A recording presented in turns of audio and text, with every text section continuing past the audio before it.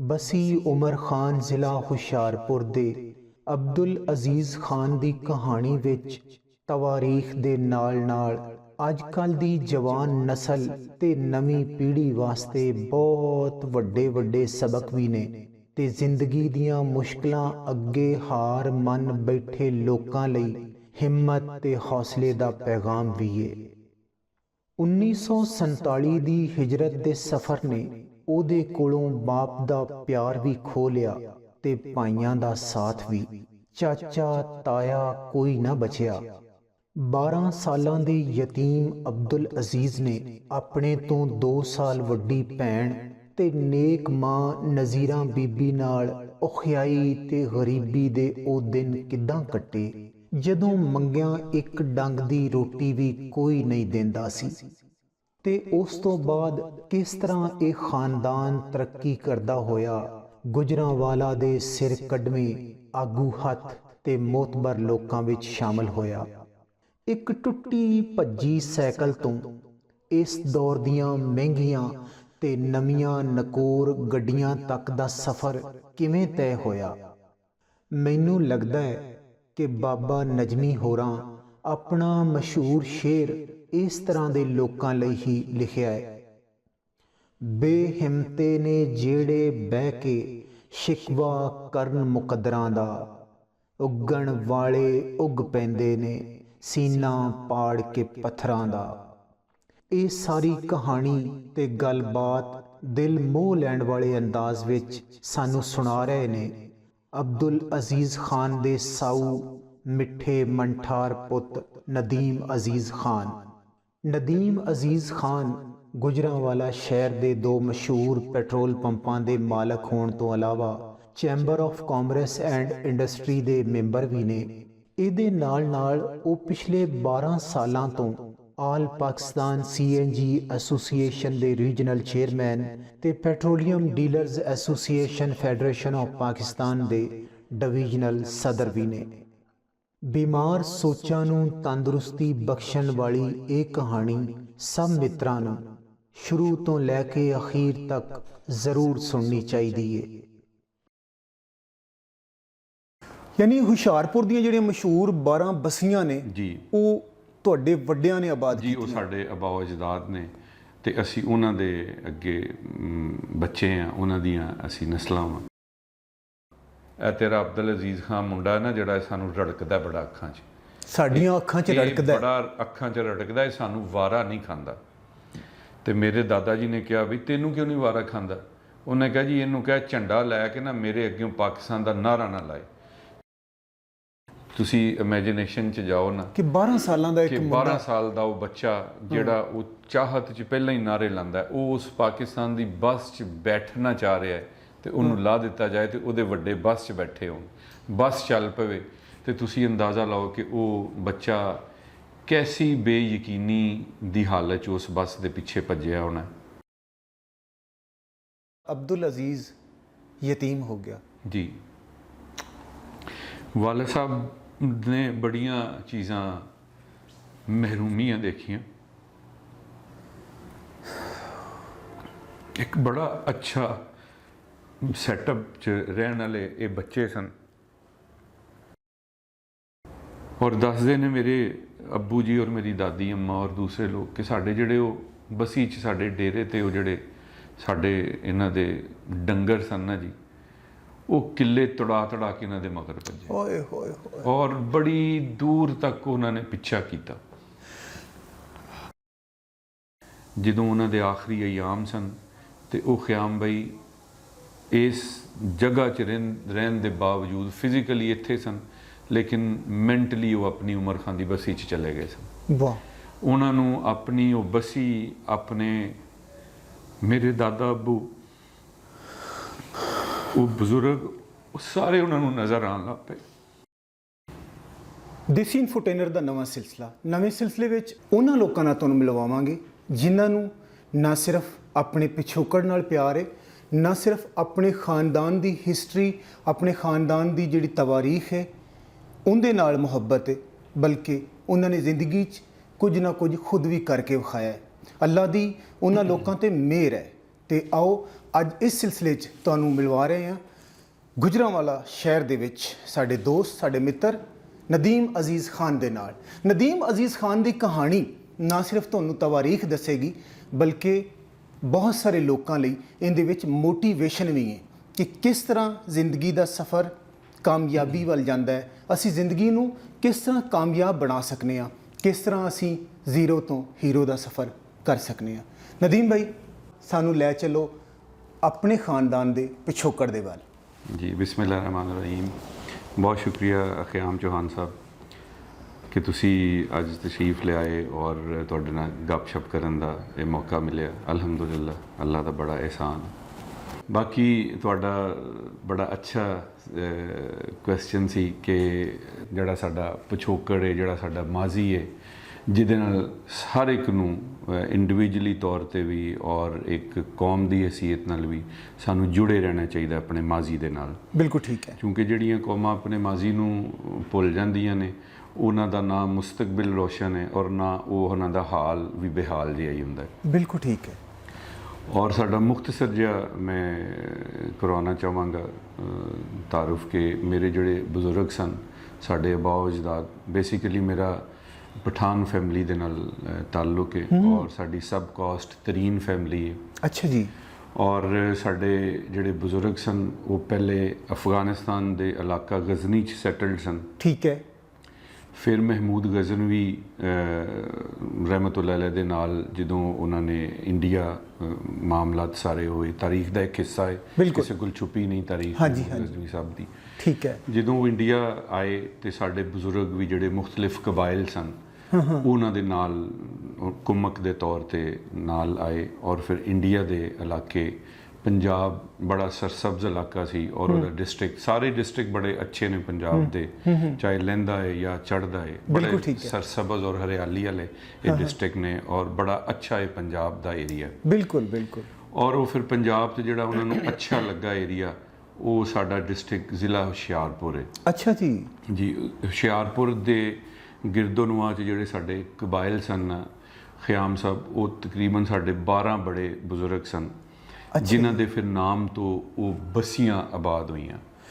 ਯਾਨੀ ਹੁਸ਼ਿਆਰਪੁਰ ਦੀਆਂ ਜਿਹੜੀਆਂ ਮਸ਼ਹੂਰ 12 ਬਸੀਆਂ ਨੇ ਜੀ, ਉਹ ਤੁਹਾਡੇ ਵੱਡਿਆਂ ਨੇ ਆਬਾਦ ਕੀਤੀਆਂ? ਜੀ, ਉਹ ਸਾਡੇ ਆਬਾਓ ਅਜਦਾਦ ਨੇ ਤੇ ਅਸੀਂ ਉਹਨਾਂ ਦੇ ਅੱਗੇ ਬੱਚੇ ਆ, ਉਹਨਾਂ ਦੀਆਂ ਅਸੀਂ ਨਸਲਾਂ ਵਾਂ। ਵਾਹ ਜੀ ਵਾਹ। ਤੇ ਅੱਲਾ ਉਹਨਾਂ ਤੇ ਕਰੋੜਾਂ ਰਹਿਮਤਾਂ ਕਰੇ।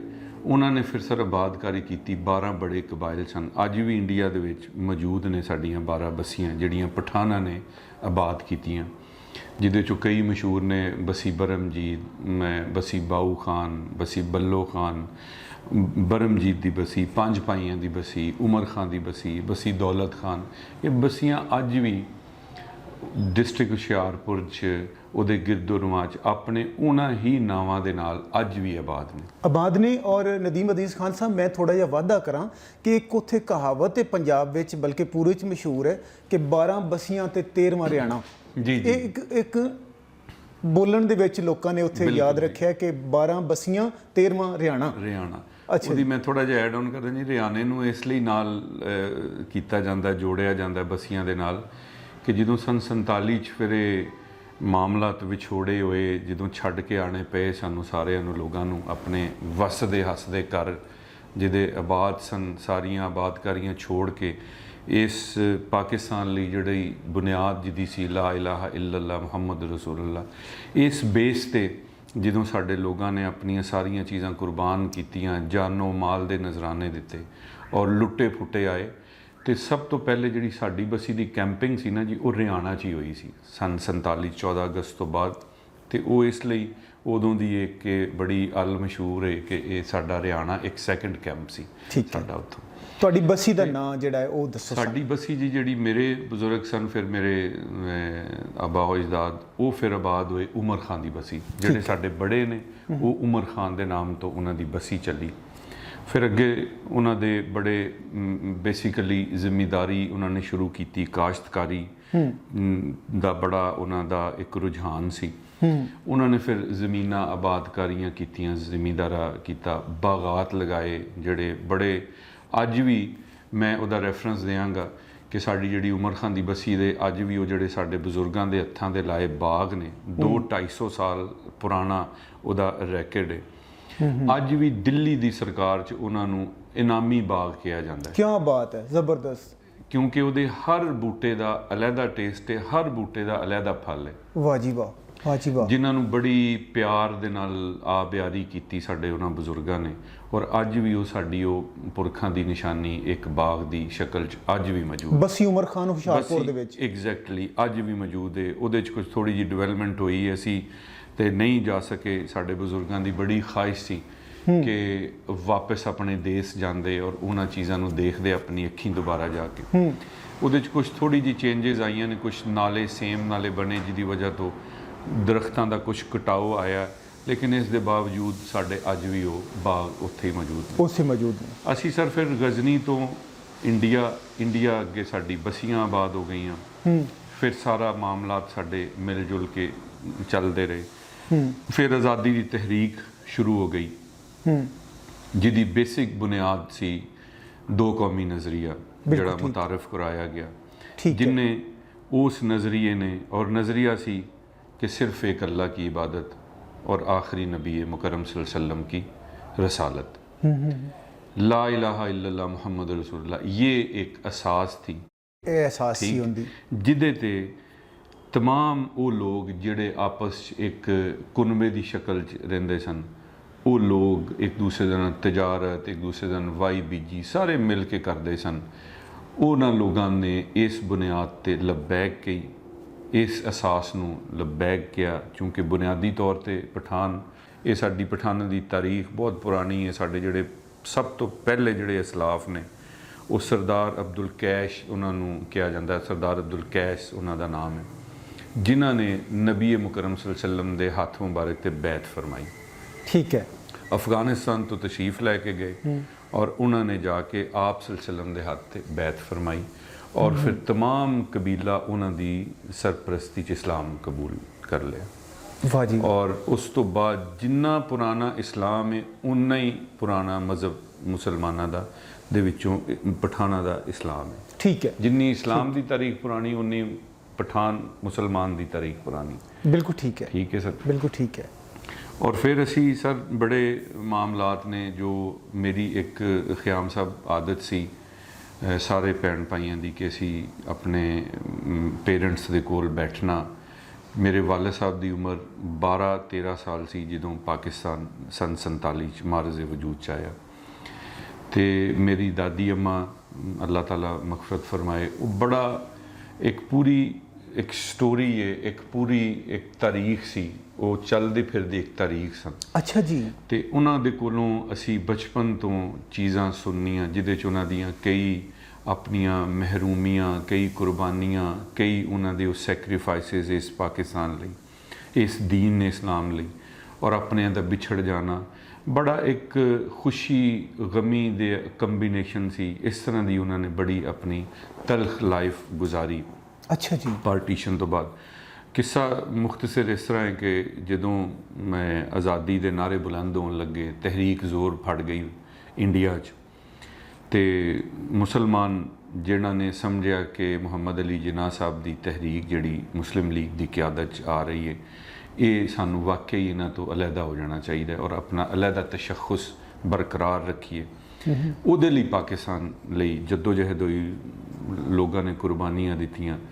तो मेरे वाला साहब ख़याम भाई साड़ी जिहड़ी बसी उमर खां दी सी ना जी, वो जो नरेट करते हैं मेरे बजुर्ग, वो दसदे ने कि साड़ी बसी उमर खां दी पूरी एक किला नुमा बसी सी, उहदी चारों तरफ एक बड़ी मोटी फसील सी दीवार। अच्छा जी। कि जिहदे ते मेरे अब्बा जी अब्दुल अजीज़ खान साहब अल्लाह उन्हां ते करोड़ा रहमतां फरमाए, वो दसदे हुंदे सन कि बेटा ये जिहड़ी फसील सी ना, इहदे ते तुसी 3-4 बंदे इकट्ठे दौड़ भी ला सकते हो, जिस तरह एक वॉकिंग ट्रैक होंदा है ना जी, एडी चौड़ी कंध सी, चौड़ी कंध सी कि जिहदी और काफ़ी उच्ची कंध सी, जिन्हें पूरा उन्होंने एक किला नुमा उस बसी नूं बनाया सी, और उहदा एक मेन दरवाज़ा हुंदा सी जिहड़ा सरे शाम बंद हो जाता सी। ते साडे उत्थों दे जिहड़े बड़े सन वो मुहम्मद हुसैन खान जैलदार सन उदों। अच्छा जी। वो उन माशाअल्लाह 42 पिंड दी उन्हां दी जैल सी साडी, ਉਹਦੇ ਉਹ ਸਾਡੇ ਜ਼ੈਲਦਾਰ ਸਨ ਮੁਹੰਮਦ ਹੁਸੈਨ ਖਾਨ ਸਾਹਿਬ। ਉਹਨਾਂ ਦੇ ਛੋਟੇ ਭਾਈ ਸਨ ਅਲੀ ਮੁਹੰਮਦ ਖਾਨ ਸਾਹਿਬ। ਤੇ ਮੁਹੰਮਦ ਹੁਸੈਨ ਖਾਨ ਸਾਹਿਬ ਬੜੇ ਆਪਣੇ ਲੋਕਾਂ ਦਾ ਖਿਆਲ ਰੱਖਣ ਵਾਲੇ, ਬੜਾ ਪਿਆਰ ਕਰਨ ਵਾਲੇ ਲੋਕ ਸਨ।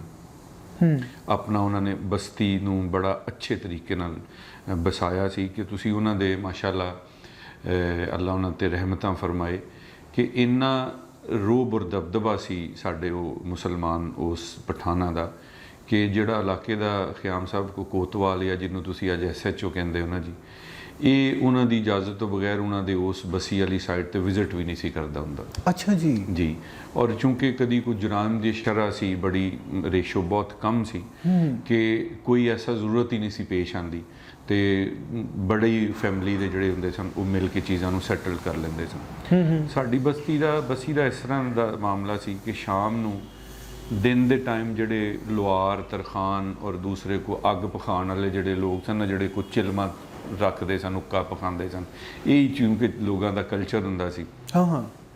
ਉਹਨਾਂ ਨੇ ਖਿਆਮ ਸਾਹਿਬ ਸੁਬਹ ਦੇ ਟਾਈਮ ਬਸੀ 'ਚ ਆਉਂਦੇ ਹੁੰਦੇ ਸਨ, ਆਪਣੇ ਉਹਨਾਂ ਨੇ ਜਿਹੜੇ ਕੰਮ ਕਰਨੇ ਹੁੰਦੇ ਸਨ ਉਹ ਕਰਦੇ ਸਨ, ਤੇ ਸਰੇ ਸ਼ਾਮ ਫਿਰ ਉਹ ਬਸੀ 'ਚੋਂ ਨਿਕਲ ਕੇ ਬਸੀ ਤੋਂ ਬਾਹਰ ਵਾਲੀ ਸਾਈਡ ਤੇ ਛੋਟੇ ਛੋਟੇ ਘਰ ਬਣਾਏ ਸਨ, ਉਹ ਉਹਨਾਂ 'ਚ ਰਿਹਾਇਸ਼ ਪਜ਼ੀਰ ਸਨ, ਜਿਹੜੇ ਪਿੰਡ ਦੇ ਕਾਰੀਗਰ ਸਨ। ਜਿਹੜੇ ਪਿੰਡ ਦੇ ਕਾਰੀਗਰ, ਠੀਕ ਹੈ।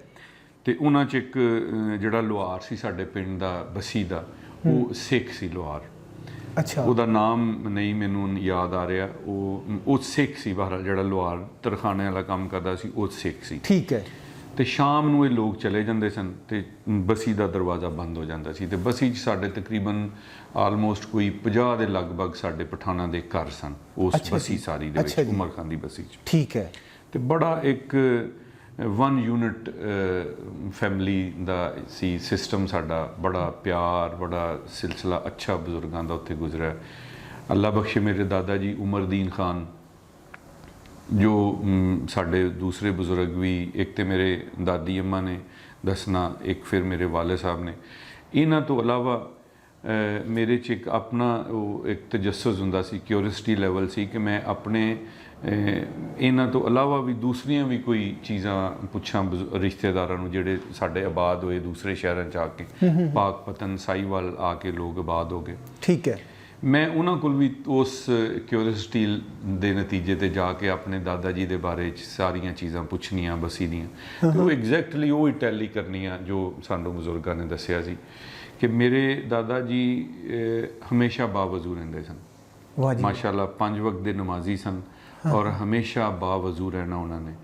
ਔਰ ਮੈਂ ਖਿਆਮ ਸਾਹਿਬ ਆਪਣੀ ਜ਼ਿੰਦਗੀ 'ਚ ਆਪਣੀ ਦਾਦੀ ਅੰਮਾ ਨੂੰ ਕਦੀ ਬੇਵਜ਼ੂ ਨਹੀਂ ਦੇਖਿਆ। ਮਾਸ਼ਾਅੱਲਾ। ਮੈਂ ਆਪਣੇ ਵਾਲਿਦ ਸਾਹਿਬ ਨੂੰ ਕਦੀ ਵਜ਼ੂ ਦੀ ਹਾਲਤ ਤੋਂ ਬਗੈਰ ਨਹੀਂ ਦੇਖਿਆ। ਮਾਸ਼ਾਅੱਲਾ। ਤੇ ਇਹ ਸਾਰੀਆਂ ਚੀਜ਼ਾਂ ਮੈਂ ਸਮਝਣਾ ਕਿ ਇਹ ਇਨਹੈਰਿਟਡ ਨੇ, ਕਿ ਜਿਹੜਾ ਅੱਲਾਹ ਤਾਲਾ ਦਾ ਸਾਡੇ ਤੇ ਥੋੜਾ ਜਿਹਾ ਇਹ ਬੜਾ ਬਲਕਿ ਕਰਮ ਹੈ ਕਿ ਅਸੀਂ ਥੋੜੀ ਜਿਹੀ ਕੋਈ ਕੋਸ਼ਿਸ਼ ਕਰਨੇ ਆ, ਤੇ ਸਾਡੇ ਉਹਨਾਂ ਬਜ਼ੁਰਗਾਂ ਦੀ ਹੀ ਬਦੌਲਤ ਹੈ ਔਰ ਅੱਲਾਹ ਦੀ ਇਹ ਬੜੀ ਮਿਹਰ ਹੈ। ਇਹ ਸਰ ਫਿਰ ਜਦੋਂ ਤਹਿਰੀਕ ਜ਼ੋਰ ਫੜ ਗਈ ਤੇ ਖਿਆਮ ਸਾਹਿਬ ਮੇਰੇ ਅੱਬਾ ਜੀ ਦੀ ਕੋ ਉਮਰ 12 ਸਾਲ ਦੇ ਲਗਭਗ ਸੀ, ਤੇ ਬੜਾ ਜੋਸ਼ ਮੇਰੇ ਵਾਲਾ ਸਾਹਿਬ ਨੂੰ, ਕਿਉਂਕਿ ਬਾਹਰ ਜਲਸੇ ਔਰ ਨਾਅਰੇਬਾਜ਼ੀ ਹੁੰਦੀ ਸੀ ਕਿ ਬਣ ਕੇ ਰਹੇਗਾ ਪਾਕਿਸਤਾਨ। ਤੇ ਮੇਰੇ ਵਾਲਾ ਸਾਹਿਬ ਦੱਸਦੇ ਨੇ ਅਬਦੁਲ ਅਜ਼ੀਜ਼ ਖਾਨ ਸਾਹਿਬ ਕਿ ਮੈਂ ਉਹ ਕਾਨੇ ਜਿਹੀ ਦੀ ਇੱਕ ਬਣਾ ਕੇ ਨਾ ਜੀ, ਉਹਦੇ 'ਚ ਝੰਡਾ ਉਹ ਲਾ ਕੇ, ਤੇ ਮੈਂ ਆਪਣੇ ਬਸੀ ਦੀਆਂ ਗਲੀਆਂ 'ਚ ਨਾ ਦੌੜ ਕੇ कहना कि बन के रहेगा पाकिस्तान, पाकिस्तान का मतलब क्या, ला इलाहा इल्लल्लाह, मोहम्मद अली जिन्ना जिंदाबाद, कायद आज़म जिंदाबाद। ये मेरे अब्बा जी ने ये 12 साल की उम्र च एक जुनून उन्होंने कह लो, एक मुहब्बत कह लो, एक मोहम्मद अली जिन्ना उन्होंने देखा नहीं सी, लेकिन एक वो गायबाना एक उन्होंने मुहब्बत का अंदाज़ ला लो कि मेरे वाला साहब ਨੂੰ ਕਿਸੇ ਨੇ ਮੋਟੀਵੇਟ ਨਹੀਂ ਕੀਤਾ, ਲੇਕਿਨ ਉਹਨਾਂ ਦੇ ਅੰਦਰ ਉਹ ਚੀਜ਼ਾਂ ਸਨ ਕਿ ਬਈ ਇਹ ਅਸੀਂ ਪਾਕਿਸਤਾਨ ਜਾਣਾ ਹੈ ਔਰ ਇਹ ਬਣ ਕੇ ਰਹੇਗਾ ਪਾਕਿਸਤਾਨ, ਜਿਹਦੀ ਬੁਨਿਆਦ ਕਲਮਾ ਹੈ। 12 ਸਾਲਾਂ ਦਾ ਅਬਦੁਲ ਅਜ਼ੀਜ਼ ਪੂਰੀ ਤਰ੍ਹਾਂ ਜਿਹਨੂੰ ਕਹਿੰਦੇ ਨਾ ਅੰਗਰੇਜ਼ੀ 'ਚ ਫੁੱਲੀ ਚਾਰਜਡ ਸੀ ਜੀ, ਔਰ ਪੂਰਾ ਜੋਸ਼ ਜਜ਼ਬਾ ਔਰ ਜਜ਼ਬਾਤ ਦੇ ਵਿੱਚ ਉਹ ਗਲੀਆਂ 'ਚ ਭੱਜਦਾ ਹੁੰਦਾ ਸੀ। ਬਿਲਕੁਲ। ਵਾਹ ਜੀ ਵਾਹ। ਔਰ ਇਹਦੇ ਨਾਲ ਰੈਲੇਵੈਂਟ ਇੱਕ ਮੈਂ ਤੁਹਾਨੂੰ ਉਹਨਾਂ ਦੀ ਗੱਲ ਸੁਣਾਵਾਂ। ਮੈਂ ਤੁਹਾਨੂੰ ਜੈਸੇ ਪਹਿਲੇ ਦੱਸਿਆ ਕਿ ਇੱਕ ਉਹ ਸਾਡਾ ਲੁਹਾਰ ਹੁੰਦਾ ਸੀ, ਉਹ ਸਿੱਖ ਸੀ ਜਿਹੜਾ ਪਿੰਡ 'ਚ ਲੁਹਾਰਾਂ ਦਾ ਕੰਮ ਕਰਦਾ ਸੀ। ਸੁਬਾਹ ਆ ਜਾਂਦਾ ਸੀ, ਸ਼ਾਮ ਨੂੰ ਚਲੇ ਜਾਂਦਾ ਸੀ। ਤੇ ਚੂੰਕਿ ਅੱਬਾ ਜੀ ਨੇ ਉਹ ਗਲੀਆਂ 'ਚ ਜਦੋਂ ਦੌੜਨਾ ਤੇ ਉਹਦੇ ਉਸ ਦੁਕਾਨ ਉਹਦੀ ਭੱਠੀ ਅੱਗਿਓਂ ਵੀ ਲੰਘਣਾ ਤੇ ਉਹ ਸਾਡੇ ਦਾਤਰੀਆਂ ਟੋਕੇ ਛੋਕੇ ਦੀਆਂ ਛੁਰੀਆਂ ਤੇਜ਼ ਕਰਦਾ ਹੁੰਦਾ ਸੀ। ਠੀਕ ਹੈ। ਉਹ ਜਦੋਂ ਉਹਨੇ ਅੱਬਾ ਜੀ ਨੂੰ ਦੇਖਣਾ ਨਾ ਕਿ ਅੱਬਾ ਜੀ ਮੇਰੇ ਗਲੀ 'ਚ ਭੱਜ ਰਹੇ ਨੇ ਕਿ ਬਨ ਕੇ ਰਹੇਗਾ ਪਾਕਿਸਤਾਨ, ਲੈ ਕੇ रहेंगे ਪਾਕਿਸਤਾਨ, ਪਾਕਿਸਤਾਨ का मतलब क्या, ਲਾ ਇਲਾਹਾ ਇल्लल्लाह। ਤੁਸੀਂ ਅੰਦਾਜ਼ਾ ਲਾਓ ਕਿ ਪ੍ਰੈਜੁਡਿਸ ਇੰਨੇ ਸਨ ਉਹ ਕਿ ਉਹਨੇ ਮੇਰੇ ਦਾਦਾ ਜੀ ਜਿਹੜੇ ਨੇ ਮੇਰੇ ਵਾਲਦ ਸਾਹਿਬ ਦੇ ਅੱਬਾ ਜੀ ਉਮਰਦੀਨ ਖਾਨ, ਉਹਨਾਂ ਨੂੰ ਕਹਿਣ ਲੱਗਾ ਕਿ ਉਮਰਦੀਨ ਖਾਨ, ਇਹ ਤੇਰਾ ਅਬਦੁਲ ਅਜ਼ੀਜ਼ ਖਾਨ ਮੁੰਡਾ ਹੈ ਨਾ ਜਿਹੜਾ ਸਾਨੂੰ ਰੜਕਦਾ ਬੜਾ ਅੱਖਾਂ 'ਚ, ਸਾਡੀਆਂ ਅੱਖਾਂ 'ਚ ਰੜਕਦਾ, ਬੜਾ ਅੱਖਾਂ 'ਚ ਰੜਕਦਾ, ਇਹ ਸਾਨੂੰ ਵਾਰਾ ਨਹੀਂ ਖਾਂਦਾ। ਤੇ ਮੇਰੇ ਦਾਦਾ ਜੀ ਨੇ ਕਿਹਾ ਵੀ ਤੈਨੂੰ ਕਿਉਂ ਨਹੀਂ ਵਾਰਾ ਖਾਂਦਾ? ਉਹਨੇ ਕਿਹਾ ਜੀ ਇਹਨੂੰ ਕਿਹਾ ਝੰਡਾ ਲੈ ਕੇ ਨਾ ਮੇਰੇ ਅੱਗਿਓਂ ਪਾਕਿਸਤਾਨ ਦਾ ਨਾਅਰਾ ਨਾ ਲਾਏ। ਤੇ ਅੱਬਾ ਜੀ ਨੇ ਕਿਹਾ ਵੀ ਇਹ ਤੇ ਗੱਲ ਕੋਈ ਨਹੀਂ ਹੋ ਸਕਦੀ ਕਿ ਮੈਂ ਆਪਣੇ ਮੁੰਡੇ ਨੂੰ ਡੱਕਦਾ ਤੇ ਤੂੰ ਆਪਣਾ ਬਿਲਾ ਕਰ ਲੈ ਵੀ, ਤੇ ਤੂੰ ਜਿਹੜਾ ਸਾਡਾ ਕਰਨਾ ਨਾ ਇਹ ਕੋਈ ਹੋਰ ਕਰ ਲੇਗਾ, ਤੇ ਇਹ ਨਹੀਂ ਹੋ ਸਕਦਾ ਕਿ ਮੈਂ ਆਪਣੇ ਮੁੰਡੇ ਨੂੰ ਤੇਰੇ ਕਹਿਣ ਤੇ ਕਰਦੇ ਆ ਤੇ ਤੂੰ ਇੱਥੋਂ ਛੁੱਟੀ ਕਰ। ਪਾਕਿਸਤਾਨ ਦੇ ਨਾਰੇ ਵੱਜਣੇ ਹੀ ਵੱਜਣੇ ਨੇ, ਵੱਜਣੇ ਹੀ ਵੱਜਣੇ ਨੇ। ਅੱਛਾ। ਤੇ ਇਹ ਸਭ ਚੀਜ਼ਾਂ ਨੇ। ਫਿਰ ਤੁਸੀਂ ਦੇਖੋ, ਫਿਰ ਪਾਕਿਸਤਾਨ ਦਾ ਜਦੋਂ ਪਹਿਲੇ ਅਨਾਊਂਸ ਹੋ ਗਿਆ ਜੀ, ਜਦੋਂ ਕਿ ਪਾਕਿਸਤਾਨ ਮਾਰਜ਼ ਵਜੂਦ 'ਚ ਆ ਗਿਆ ਅੱਲਾ ਦੇ ਫਜ਼ਲ ਕਰਮ ਨਾਲ, ਤੇ ਸਾਡਾ ਜਿਹੜਾ ਇਲਾਕਾ ਸੀ ਨਾ ਉਦੋਂ ਇਹ ਮੀਡੀਆ ਜਾਂ ਇੰਨਾ ਫਾਸਟ ਕਮਿਊਨੀਕੇਸ਼ਨ ਤੇ ਹੁੰਦਾ ਨਹੀਂ ਸੀ। ਠੀਕ ਹੈ। ਤੇ ਖਿਆਮ ਸਾਹਿਬ ਗੱਲ ਪਹੁੰਚਦੇ ਥੋੜਾ ਜਿਹਾ ਟਾਈਮ ਲੱਗਦਾ ਸੀ, ਤੇ ਸਾਡੇ ਬਜ਼ੁਰਗਾਂ ਨੂੰ ਇਹ ਹੀ ਬਾਵਰ ਕਰਵਾਇਆ ਗਿਆ ਜਾਂ ਉਹਨਾਂ ਨੇ ਅਜ਼ਿਊਮ ਕਰ ਲਿਆ ਸੀ ਕਿਉਂਕਿ ਅਸੀਂ ਬਿਲਕੁਲ ਲਾਗੇ ਬੈਠੇ ਹਾਂ ਤੇ ਇਹ ਮੁਸਲਮਾਨਾਂ ਦਾ ਹੀ ਜ਼ਿਲ੍ਹਾ ਵੇ ਤੇ ਇਹ ਪਾਕਿਸਤਾਨ 'ਚ ਹੀ ਇਨਕਲੂਡਿੰਗ ਹੋਏਗਾ ਤੇ ਇਹ ਅਸੀਂ ਸਾਨੂੰ ਕਿਤੇ ਵੀ ਨਹੀਂ ਜਾਣਾ ਪੈਣਾ। ਤੇ ਉਹ ਬੜੇ ਮੁਤਮਿਨ ਸਨ ਕਿ ਅਸੀਂ ਆਪਣੇ ਘਰ ਹੀ ਬੈਠੇ ਹਾਂ। ਲੇਕਿਨ ਫਿਰ ਜਦੋਂ ਟਾਈਮ ਗੁਜ਼ਰ ਗਿਆ ਤੇ ਚੀਜ਼ਾਂ ਰੀਅਲਾਈਜ਼ ਹੋਈਆਂ ਕਿ ਨਹੀਂ, ਇਹ ਪਾਕਿਸਤਾਨ 'ਚ ਨਹੀਂ, ਇਹ ਇੰਡੀਆ 'ਚ ਆ ਗਿਆ ਤੇ ਤੁਹਾਨੂੰ ਜਾਣਾ ਹੀ ਪੈਣਾ, you have to go to Pakistan. ਤੇ ਫਿਰ ਉਹ ਸਾਡੇ ਜਿਹੜੇ ਜ਼ੈਲਦਾਰ ਸਨ ਮੁਹੰਮਦ ਹੁਸੈਨ ਖਾਨ ਸਾਹਿਬ, ਉਹਨਾਂ ਨੂੰ ਜਦੋਂ ਕਨਵੇ ਕੀਤਾ ਸਰਕਾਰੀ ਅਹਿਲਕਾਰਾਂ ਨੇ ਕਿ ਜਨਾਬ ਤੁਹਾਨੂੰ ਇਹ ਬਸੀ ਛੱਡਣੀ ਪੈਣੀ ਹੈ, ਫਿਰ ਉਹਨਾਂ ਨੇ ਰਾਤ ਨੂੰ ਬਜ਼ੁਰਗਾਂ ਨੂੰ ਸਭ ਨੂੰ ਬੁਲਾਇਆ, ਜਿਹਦੇ 'ਚ ਮੇਰੇ ਦਾਦਾ ਅਬੂ ਵੀ ਸਨ, ਦੂਸਰੇ ਵੀ ਲੋਕ ਕਾਬਰੀਨ ਸਨ ਸਾਡੀ ਬਰਾਦਰੀ ਦੇ। ਉਹਨਾਂ ਨਾਲ ਬੈਠ ਕੇ ਉਹਨਾਂ ਨੇ ਕਿਹਾ ਜੀ ਹੁਣ ਕੰਮ ਜਿਹੜਾ ਹੈ ਨਾ ਉਸ ਪਾਣੀ ਸਿਰੋਂ ਲੰਘ ਗਿਆ ਤੇ ਸਾਨੂੰ ਜਾਣਾ ਪੈਣਾ। ਤੇ ਸਰ ਉਦੋਂ ਫਿਰ ਫਸਟ ਮੂਵ ਕੀਤਾ ਸਾਡੇ ਉਮਰ ਖਾਨ ਦੀ ਬਸੀ ਨੇ, ਹਰਿਆਣਾ ਕੈਂਪ ਲੱਗਾ ਸੀ, ਇਹ ਹਰਿਆਣਾ ਸਿੱਧੇ ਗਏ, ਉੱਥੇ ਰਹੇ। ਫਿਰ ਉੱਥੇ ਕਾਫੀ ਦਿਨ ਇਹ ਰਹੇ, ਤਕਰੀਬਨ ਅੱਬਾ ਜੀ ਦੱਸਦੇ ਨੇ ਉੱਥੇ ਅਸੀਂ ਹਫਤਾ 10 ਦਿਨ ਰਹੇ।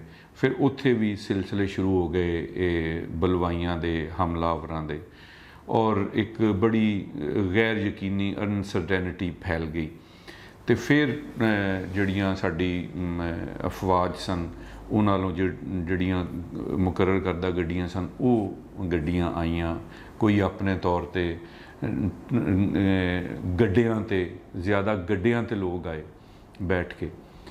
ਤੇ ਤੁਸੀਂ ਇਹ ਦੇਖੋ ਕਿ ਮੇਰੇ ਵਾਲਦ ਸਾਹਿਬ ਜਿਹੜੇ ਇੰਨੇ ਪੁਰਜੋਸ਼ ਸਨ, ਉਹ ਆਪਣੇ ਬਜ਼ੁਰਗਾਂ ਨਾਲ ਨਿਕਲੇ ਤੇ ਉਹ ਗੱਡੀ 'ਚ ਬਿਠਾਇਆ ਉਹਨਾਂ ਨੂੰ, ਫੌਜੀ ਟਰੱਕ 'ਚ ਬੈਠ ਗਏ ਕੁਛ ਸਾਡੇ ਬੜੇ, ਤੇ ਮੇਰੇ ਵਾਲਦ ਸਾਹਿਬ ਬੈਠਣ ਲਈ ਹੱਥ बढ़ाया ਤੇ ਉਹ ਮੈਂ ਮੁਨਾਸਿਬ ਨਹੀਂ ਲੱਗਦਾ ਕਿ ਨਾ ਉਹਨਾਂ ਦਾ ਮੈਂ ਲਵਾਂ। ਉਹਨਾਂ ਨੇ ਮੇਰੇ ਵਾਲਦ ਸਾਹਿਬ ਦਾ, ਉਹ ਬੱਚੇ ਦਾ, ਅਬਦੁਲ ਅਜ਼ੀਜ਼ ਖਾਨ ਦਾ ਜਿਹੜਾ 12 ਸਾਲ ਦਾ ਨਾਅਰੇ ਲਾਉਂਦਾ ਸੀ ਨਾ, ਉਹਨੂੰ ਉਹਨੇ ਹੱਥ ਫੜ ਕੇ ਤੇ ਬੱਸ ਤੋਂ ਉਤਾਰ ਦਿੱਤਾ, ਲਾ ਦਿੱਤਾ। ਉਹ ਬੰਦਾ ਸਕੀਰੀ ਦੇ ਵਿੱਚੋਂ ਸੀ, ਕੋਈ ਰਿਸ਼ਤੇਦਾਰਾਂ ਵਿੱਚੋਂ ਸੀ? ਉਹ ਸਾਡੇ ਰਿਸ਼ਤੇਦਾਰਾਂ 'ਚੋਂ ਹੀ ਸੀ, ਲੇਕਿਨ ਉਹ ਫੌਜ ਦੇ ਵਿੱਚ ਸੀ ਤੇ ਉਹਨੇ ਉਤਾਰ ਦਿੱਤਾ। ਠੀਕ ਹੈ। ਔਰ ਤੁਸੀਂ ਇਹ ਦੇਖੋ ਕਿ ਵਕਤ ਗੁਜ਼ਰ ਗਿਆ, ਲੇਕਿਨ ਤੁਸੀਂ ਇਮੇਜਿਨੇਸ਼ਨ 'ਚ ਜਾਓ ਨਾ ਕਿ 12 ਸਾਲਾਂ ਦਾ ਇੱਕ 12 ਸਾਲ ਦਾ ਉਹ ਬੱਚਾ ਜਿਹੜਾ ਉਹ ਚਾਹਤ 'ਚ ਪਹਿਲਾਂ ਹੀ ਨਾਅਰੇ ਲਾਉਂਦਾ, ਉਹ ਉਸ ਪਾਕਿਸਤਾਨ ਦੀ ਬੱਸ 'ਚ ਬੈਠਣਾ ਚਾਹ ਰਿਹਾ ਤੇ ਉਹਨੂੰ ਲਾ ਦਿੱਤਾ ਜਾਏ ਤੇ ਉਹਦੇ ਵੱਡੇ ਬੱਸ 'ਚ ਬੈਠੇ ਹੋਣ, ਬੱਸ ਚੱਲ ਪਵੇ ਤੇ ਤੁਸੀਂ ਅੰਦਾਜ਼ਾ ਲਾਓ ਕਿ ਉਹ ਬੱਚਾ ਕੈਸੀ ਬੇਯਕੀਨੀ ਦੀ ਹਾਲਤ 'ਚ ਉਸ ਬੱਸ ਦੇ ਪਿੱਛੇ ਭੱਜਿਆ ਹੋਣਾ। ਅੱਛਾ, ਉਸ ਬੱਚੇ ਦੀ ਹਾਲਤ ਤਾਂ ਆਪਣੀ ਜਗ੍ਹਾ, ਪਰ ਜਿਹੜੀ ਮਾਂ ਦੀ ਹਾਲਤ ਹੋਣੀ ਹੈ। ਬਿਲਕੁਲ ਜੀ, ਉਹਨਾਂ ਦੀ ਵੀ ਬੜੀ ਬੁਰੀ ਹਾਲਤ ਹੋਈ। ਇਵੈਂਚੁਅਲੀ ਉਹਨਾਂ ਨੇ ਕਿਹਾ ਕਿ ਜੇ ਉਹਨੂੰ ਨਹੀਂ ਨਾ ਬਾਣਾ ਬੱਚਿਆਂ ਨੂੰ ਤੇ ਸਾਨੂੰ ਇੰਜ ਨਾ ਜੀਂਦੇ ਜੀ ਨਾ ਵਿਛੋੜੋ, ਇਹਨੂੰ ਸਾਨੂੰ ਲਾ ਦਿਓ। ਔਰ ਉਹਨਾਂ ਨੂੰ ਵੀ ਲਾ ਦਿੱਤਾ ਉਹਨਾਂ ਨੇ ਕਿਹਾ ਫਿਰ ਤੁਸੀਂ ਪੈਦਲ ਹੀ ਆਓ। ਫਿਰ ਸਾਡੇ ਉਹ ਸਾਰੀ ਫੈਮਿਲੀ, ਮੇਰੇ ਦਾਦਾ ਜੀ, ਮੇਰੇ ਤਾਇਆ ਅੱਬੂ ਸਨ, ਫੁੱਫੋ ਸਨ ਮੇਰੇ, ਔਰ ਮੇਰੀ ਦਾਦੀ ਅੰਮਾ, ਇਹ ਸਰ ਫਿਰ ਗੱਡਿਆਂ ਤੇ ਪੈਦਲ ਇਹਨਾਂ ਨੇ ਸਫ਼ਰ ਸ਼ੁਰੂ ਕੀਤਾ। ਫਿਰ ਇਹਨਾਂ ਦਾ ਉਸ ਤੋਂ ਬਾਅਦ ਪੜਾਓ ਆਇਆ ਆਦਮਪੁਰ ਕੋਲ ਵਾਇਆ ਆਦਮਪੁਰ ਇਹ ਪਠਾਨਕੋਟ ਆਏ ਇਸ ਰਸਤੇ। ਠੀਕ ਹੈ। ਪਹੁੰਚਦੇ ਪਹੁੰਚਦੇ ਫਿਰ ਰਸਤੇ 'ਚ ਸਰ ਉੱਥੇ ਜਦੋਂ ਪਹੁੰਚੇ ਤੇ ਬੜੀ ਈਦ ਆ ਗਈ, ਬੱਕਰਾ ਈਦ ਆ ਗਈ ਇਹਨਾਂ ਨੂੰ ਮਾਈਗ੍ਰੇਸ਼ਨ ਦੇ ਦੌਰਾਨ। ਯਾਨੀ ਇਹ ਕਹਿੰਦੇ ਆ ਕਿ 27 ਰਮਜ਼ਾਨ ਨੂੰ ਪਾਕਿਸਤਾਨ ਬਣਿਆ ਸੀ ਤੇ ਵੱਡੀ ਈਦ ਆਂਦਿਆਂ ਆਂਦਿਆਂ ਕਹਿ ਲਓ ਪੂਰੇ 2.5 ਮਹੀਨੇ ਲੰਘ ਗਏ। ਉਹਦੀ ਵਜ੍ਹਾ ਮੈਂ ਤੁਹਾਨੂੰ ਦੱਸੀ ਨਾ ਜੀ ਕਿ ਪਹਿਲਾ ਮਹੀਨਾ ਸਵਾ ਤੇ ਇਹ ਇਸੇ ਸ਼ਸ਼ੋ ਪੰਜ ਰਹਿ ਕੇ ਪਾਕਿਸਤਾਨ 'ਚ ਹੀ ਸੀ, ਅਸਾਂ ਜਾਣਾ ਹੀ ਨਹੀਂ। ਠੀਕ ਹੈ, ਉਹ ਟਾਈਮ ਵੇਸਟ ਹੋਇਆ। ਫਿਰ ਅੱਗੇ ਤੁਸੀਂ ਆ ਗਏ ਹਰਿਆਣੇ ਕੈਂਪ 'ਚ ਆ ਗਏ। ਠੀਕ ਹੈ, ਫਿਰ ਉਸ ਤੋਂ ਬਾਅਦ ਟਰੈਵਲਿੰਗ ਕਰਦੇ ਤੇ ਵੱਡੀ ਈਦ ਆ ਗਈ ਰਸਤੇ 'ਚ, ਬੱਕਰਾ ਈਦ। ਤੇ ਰਸਤੇ 'ਚ ਕਈ ਇਹਨਾਂ ਤੇ ਹਮਲੇ ਹੋਏ। ਇਹ ਰਾਤ ਨੂੰ ਟਰੈਵਲਿੰਗ ਕਰਨੀ ਲੁਕ ਛੁਪ ਕੇ, ਦਿਨੇ ਇਹਨਾਂ ਨੇ ਛੁਪ ਜਾਣਾ ਔਰ ਮੁਖਤਲਿਫ ਕਬੀਲਿਆਂ ਦੀ ਗਰੁੱਪਸ ਦੀ ਸ਼ਕਲ 'ਚ ਜਾਣਾ। ਤੇ ਮੇਰੇ ਦਾਦਾ ਜੀ ਜਿਹੜੇ ਸਨ ਉਹ ਅੱਲਾ ਉਹਨਾਂ ਦੀ ਮਗਫਰਤ ਕਰੇ, ਉਹ ਬੜੀ ਈਦ ਵਾਲੇ ਦਿਨ ਹੀ ਰਸਤੇ 'ਚ ਉਹਨਾਂ ਦੀ ਮੌਤ ਵਾਕਿਆ ਹੋ ਗਈ। ਅੱਛਾ। ਔਰ ਮੇਰੇ 2 ਤਾਇਆ ਜੀ ਫੌਤ ਹੋ ਗਏ, ਇੱਕ ਮੇਰੀ ਫੁੱਫੋ ਫੌਤ ਹੋਏ। ਇਹ ਕਿਸ ਵਜ੍ਹਾ ਤੋਂ, ਇਹਨਾਂ ਨੂੰ ਕੀ ਹੋਇਆ? ਇਹਨਾਂ ਦੀ ਇਹ ਬਲਵਾਈਆਂ ਦੇ ਹਮਲੇ 'ਚ ਤੇ ਨਹੀਂ ਹੋਏ, ਲੇਕਿਨ ਇਹਨਾਂ ਦੇ ਪੇਟ ਖਰਾਬ ਹੋ ਗਏ। ਜਿਹੜੇ ਰਸਤੇ 'ਚ ਛੱਪੜਾਂ 'ਚੋਂ ਖੂਹਾਂ 'ਚੋਂ ਪਾਣੀ ਪੀਤੇ ਗਏ ਨਾ, ਜਿਨ੍ਹਾਂ 'ਚ ਦੱਸਿਆ ਜਾਂਦਾ ਹੈ ਕਿ ਕੁਝ ਜਿਹੜੇ ਸ਼ਰ ਪਸੰਦ ਸਨ, ਚਾਹੇ ਉਹ ਕਿਸੇ ਵੀ ਤਰਫ ਦੇ ਸਨ, ਉਹਨਾਂ ਨੇ ਉਹਨਾਂ ਛੱਪੜਾਂ ਔਰ ਕੂਇਆਂ 'ਚ ਨਾ ਜ਼ਹਿਰ ਔਰ ਕੁਝ ਐਸਾ ਚੀਜ਼ਾਂ ਮਿਲਾ ਦਿੱਤੀਆਂ ਸਨ ਕਿ ਜਦੋਂ ਪਾਣੀ ਜਿਨ੍ਹਾਂ ਨੇ ਪੀਤੇ ਉਹਨਾਂ ਨੂੰ ਡਾਇਰੀਆ ਔਰ ਪ੍ਰੋਬਲਮ ਹੋ ਗਈ। ਤੇ ਮੇਰੇ ਦਾਦਾ ਜੀ ਉਸ ਵਜ੍ਹਾ ਤੋਂ ਔਰ 2 ਤਾਇਆ ਜੀ ਉਹ ਮੇਰੇ ਰਸਤੇ 'ਚ ਹੀ ਉਹਨਾਂ ਦੀ ਮੌਤ ਵਾਕਿਆ ਹੋਈ। ਔਰ ਬੇਕੋਰੋ ਕਫਨ ਉਹਨਾਂ ਦਾ ਨਮਾਜ਼ੇ ਜਨਾਜ਼ਾ ਵੀ ਨਹੀਂ ਹੋ ਸਕਿਆ। ਕਈਆਂ ਦੇ ਨਹੀਂ ਹੋਏ, ਸਭ ਇਸੇ ਤਰ੍ਹਾਂ ਹੀ ਉਸ ਹੀ ਨਜ਼ਰ ਹੋ ਗਏ। ਔਰ ਉਹਨੂੰ ਮੈਂ ਤੁਹਾਡੀ ਗੱਲ ਕੱਟ ਰਿਹਾ, ਖਾਨਦਾਨ ਦੇ ਬਾਕੀ ਜਿਹੜੇ ਮੈਂਬਰ ਸਨ, ਬਾਕੀ ਜਿਹੜੇ ਲੋਕ ਸਨ, ਆਖਰੀ ਦਮ ਤੱਕ ਉਹਨਾਂ ਨੂੰ ਯਾਦ ਕਰਦੇ ਰਹੇ ਹੋਣਗੇ ਕਿ ਕਿਸ ਹਾਲਤ 'ਚ ਅਸੀਂ ਛੱਡਿਆ ਸੀ ਉਹਨਾਂ ਨੂੰ। ਬਿਲਕੁਲ ਜੀ, ਮੇਰੀ ਦਾਦੀ ਅੰਮਾ ਦੱਸਦੇ ਨੇ ਕਿ ਬੇਟਾ ਉੱਥੇ ਹੀ ਦਰਖਤ ਦੇ ਨੇੜੇ ਹੀ ਥੱਲੇ ਬੰਨੇ ਦੇ ਉੱਤੇ ਹੀ ਬਸ ਛੱਡ ਕੇ ਤੇ ਅੱਲਾ ਦੇ ਸਪੁਰਦ ਕਹਿ ਕੇ ਅਸੀਂ ਆ ਗਏ ਆ। ਤੇ 12 ਵਰਿਆਂ ਦਾ ਅਬਦੁਲ ਅਜ਼ੀਜ਼ ਯਤੀਮ ਹੋ ਗਿਆ ਜੀ। ਵਾਲਾ ਸਾਹਿਬ ਨੇ ਬੜੀਆਂ ਚੀਜ਼ਾਂ ਮਹਿਰੂਮੀਆਂ ਦੇਖੀਆਂ। ਇੱਕ ਬੜਾ ਅੱਛਾ ਸੈਟਅਪ 'ਚ ਰਹਿਣ ਵਾਲੇ ਇਹ ਬੱਚੇ ਸਨ ਔਰ ਖਿਆਮ ਬਈ ਬਸ ਇਹਨਾਂ ਚੀਜ਼ਾਂ ਤੋਂ ਆਪਣੇ ਬਾਪ ਨੂੰ ਮਰਦੇ ਦੇਖਿਆ, ਆਪਣੇ ਭਾਈਆਂ ਨੂੰ ਮਰਦੇ ਦੇਖਿਆ, ਲੇਕਿਨ ਬਸ ਹਿੰਮਤ ਨਹੀਂ ਹਾਰੀ। ਇੱਕ ਅੱਲਾ ਵੱਲੋਂ ਉਹ ਲੋਕਾਂ 'ਚ ਅੱਲਾਹ ਤਾਲਾ ਨੇ ਹਿੰਮਤ ਐਸੀ ਦੇ ਦਿੱਤੀ ਕਿ ਨਾਲ ਚਲਦੇ ਆਏ ਬਿਲਾਖਰ ਵਾਲਟਨ ਕੈਂਪ ਪਹੁੰਚ ਗਏ। ਔਰ ਦੱਸਦੇ ਨੇ ਮੇਰੇ ਅੱਬੂ ਜੀ ਔਰ ਮੇਰੀ ਦਾਦੀ ਅੰਮਾ ਔਰ ਦੂਸਰੇ ਲੋਕ ਕਿ ਸਾਡੇ ਜਿਹੜੇ ਉਹ ਬਸੀ 'ਚ ਸਾਡੇ ਡੇਰੇ ਤੇ ਉਹ ਜਿਹੜੇ ਸਾਡੇ ਇਹਨਾਂ ਦੇ ਡੰਗਰ ਸਨ ਨਾ ਜੀ, ਉਹ ਕਿੱਲੇ ਤੜਾ ਕੇ ਇਹਨਾਂ ਦੇ ਮਗਰ ਭੱਜੇ। ਓਏ ਹੋਏ ਹੋਏ। ਔਰ ਬੜੀ ਦੂਰ ਤੱਕ ਉਹਨਾਂ ਨੇ ਪਿੱਛਾ ਕੀਤਾ। ਨਦੀਮ ਭਾਈ, ਉਹ ਤਾਂ ਡੰਗਰ ਸਨ, ਢੋਰ ਡੰਗਰ ਸਨ, ਪਸ਼ੂ ਸਨ। ਉਹ ਮੈਨੂੰ ਤਾਂ ਇੰਝ ਲੱਗਦਾ ਮਗਰੋਂ ਕੰਧਾਂ ਵੀ ਆਵਾਜ਼ਾਂ ਮਾਰਦੀਆਂ ਹੋਣਗੀਆਂ। ਬਸ ਕਦੀ ਉਹਨਾਂ ਨੇ, ਮੇਰੀ ਦਾਦੀ ਅੰਮਾ ਨੇ, ਔਰ ਕਦੀ ਉਸ ਚੀਜ਼ਾਂ ਨੂੰ ਉਹਨਾਂ ਨੇ ਤਸਲੀਮ ਹੀ ਨਾ ਕੀਤਾ ਕਿ ਸਾਡੇ ਨਾਲ ਵੀ ਇੰਜ ਹੋ ਜਾਣਾ ਸੀ। ਅਸੀਂ ਵੀ ਹੱਸਦੇ ਵਸਦੇ ਇੱਕ ਬਾਇਜ਼ਤ ਗ੍ਰੇਸਫੁਲੀ ਰਹਿੰਦੇ ਸਾਡੇ ਨਾਲ ਇਹ ਚੀਜ਼ਾਂ ਹੋਣਗੀਆਂ। ਵਾਹ। ਘਰੋਂ ਬੇਘਰ ਹੋ ਗਏ, ਲੇਕਿਨ ਉਹਨਾਂ ਨੂੰ ਰਿਗਰੈਟ ਕੋਈ ਨਹੀਂ ਸੀ। ਖੁਸ਼ੀ ਇਹ ਸੀ ਕਿ ਉਸ ਕਲਮੇ ਦੀ ਅਹਿਸਾਸ ਲਈ ਆਏ ਆ। ਅਸੀਂ ਹਿਜਰਤ ਕਰਕੇ ਨਬੀ ਕਰੀਮ ਸੱਲੱਲਾਹੁ ਅਲੈਹਿ ਵਸੱਲਮ ਦੀ ਸੁਨਨਤ ਨੂੰ ਜ਼ਿੰਦਾ ਕੀਤਾ। ਮੇਰੇ ਅੱਬਾ ਜੀ ਅੱਲਾ ਬਖਸ਼ੇ ਆਖਰੀ ਦਮ ਤੱਕ ਕਹਿੰਦੇ ਸਨ ਮੈਨੂੰ ਵਿਛੜਨ ਦਾ ਵੀ ਬੜਾ ਗਮ ਹੈ ਆਪਣੇ ਬਾਪ ਤੋਂ, ਆਪਣੇ ਭਾਈਆਂ ਤੋਂ, ਲੇਕਿਨ ਬੇਟਾ ਮੈਨੂੰ ਇਹ ਵੀ ਖੁਸ਼ੀ ਹੈ ਕਿ ਅੱਲਾਹ ਤਾਲਾ ਦੇ ਦੀਨ ਲਈ ਅਸੀਂ ਹਿਜਰਤ ਕੀਤੀ ਹੈ, ਨਬੀਆਂ ਦੀ ਸੁਨਨਤ ਹੈ, ਤੇ ਅਸੀਂ ਅੱਲਾਹ ਤਾਲਾ ਸਾਡੀ ਇਹ ਹੀ ਕਬੂਲ ਕਰ ਲੇਗਾ ਤੇ ਅੱਲਾਹ ਸਾਨੂੰ ਮਾਫ ਕਰ ਦੇਗਾ। ਮੇਰੇ ਲਈ ਇਹ ਹੀ ਬਹੁਤ ਬੜਾ ਅਹਿਸਾਸ ਹੈ। ਵਾਹ। ਔਰ ਅਸੀਂ ਵਾਲਟਨ ਫਿਰ ਖਿਆਮ ਬਈ ਪਹੁੰਚੇ। ਉੱਥੇ ਸਟਾਰਟ 'ਚ ਸਾਡੀ ਰਿਹਾਇਸ਼ ਸਾਨੂੰ ਮਿਲੀ। ਮਾਡਲ ਟਾਊਨ ਬਹੁਤ ਪੁਰਾਣੀ ਸੁਸਾਇਟੀ ਸੀ ਪਾਕਿਸਤਾਨ ਬਣਨ ਤੋਂ ਪਹਿਲੇ, ਲਾਹੌਰ। ਉੱਥੇ ਮੇਰੀ ਦਾਦੀ ਅੰਮਾ ਨੂੰ ਇੱਕ ਘਰ ਅਲਾਟ ਹੋਇਆ, ਬੜਾ ਅੱਛਾ ਖੁੱਲ੍ਹਾ ਘਰ ਸੀ। ਔਰ ਬਾਕੀ ਸਾਡੇ ਮੋਸਟਲੀ ਜਿਹੜੇ ਅਜ਼ੀਜ਼ ਸਨ, ਮੁਹੰਮਦ ਸੈਨ ਜ਼ੈਲਦਾਰ ਸਾਹਿਬ ਦੀ ਸਰਕਰਦਗੀ 'ਚ ਸਾਰੇ ਪਾਕ ਵਤਨ ਚਲੇ ਗਏ। ਔਰ ਉੱਥੇ ਉਹਨਾਂ ਨੇ ਪਾਟੀਪੁਰ ਪਿੰਡ 'ਚ ਆਪਣਾ ਪੂਰਾ ਪਿੰਡ ਖਾਲੀ ਕਰ ਦਿੱਤਾ ਗਿਆ ਉਹਨਾਂ ਲਈ। ਔਰ ਉਹ ਰਕਬਾ ਜਿਹੜੇ ਲੈਂਡ ਐਕੁਜੀਸ਼ਨ ਵਾਲੇ ਸਨ, ਮਹਿਕਮਾ ਮਾਲ ਵਾਲੇ, ਉਹਨਾਂ ਨੇ ਇਹ ਬੜੀ ਮਿਹਰਬਾਨੀ ਫਰਮਾਈ ਕਿ ਉਹਨਾਂ ਨੇ ਉਸ ਏਰੀਏ ਦੇ, ਉਸ ਪਿੰਡ ਦੇ ਰਕਬੇ ਨੂੰ ਉਹਨਾਂ ਦੀ ਸਵਾਬਦੀਦ 'ਤੇ ਦੇ ਦਿੱਤਾ ਕਿ ਤੁਸੀਂ ਆਪਣੇ ਆਪਣੇ ਅਜ਼ੀਜ਼ਾਂ ਨੂੰ ਰਕਬਾ ਅਲਾਟ ਕਰ ਲਓ। ਉਹ ਸਾਡਾ ਜਦੋਂ ਸਾਡੇ ਨੰਬਰ ਆਏ ਤੇ ਉਹ ਖਤਮ ਹੋ ਗਈ ਉਸ land of piece the allotment ਖਤਮ ਹੋ ਗਈ ਜੀ, ਅਲਾਟਮੈਂਟ ਖਤਮ ਹੋ ਗਈ।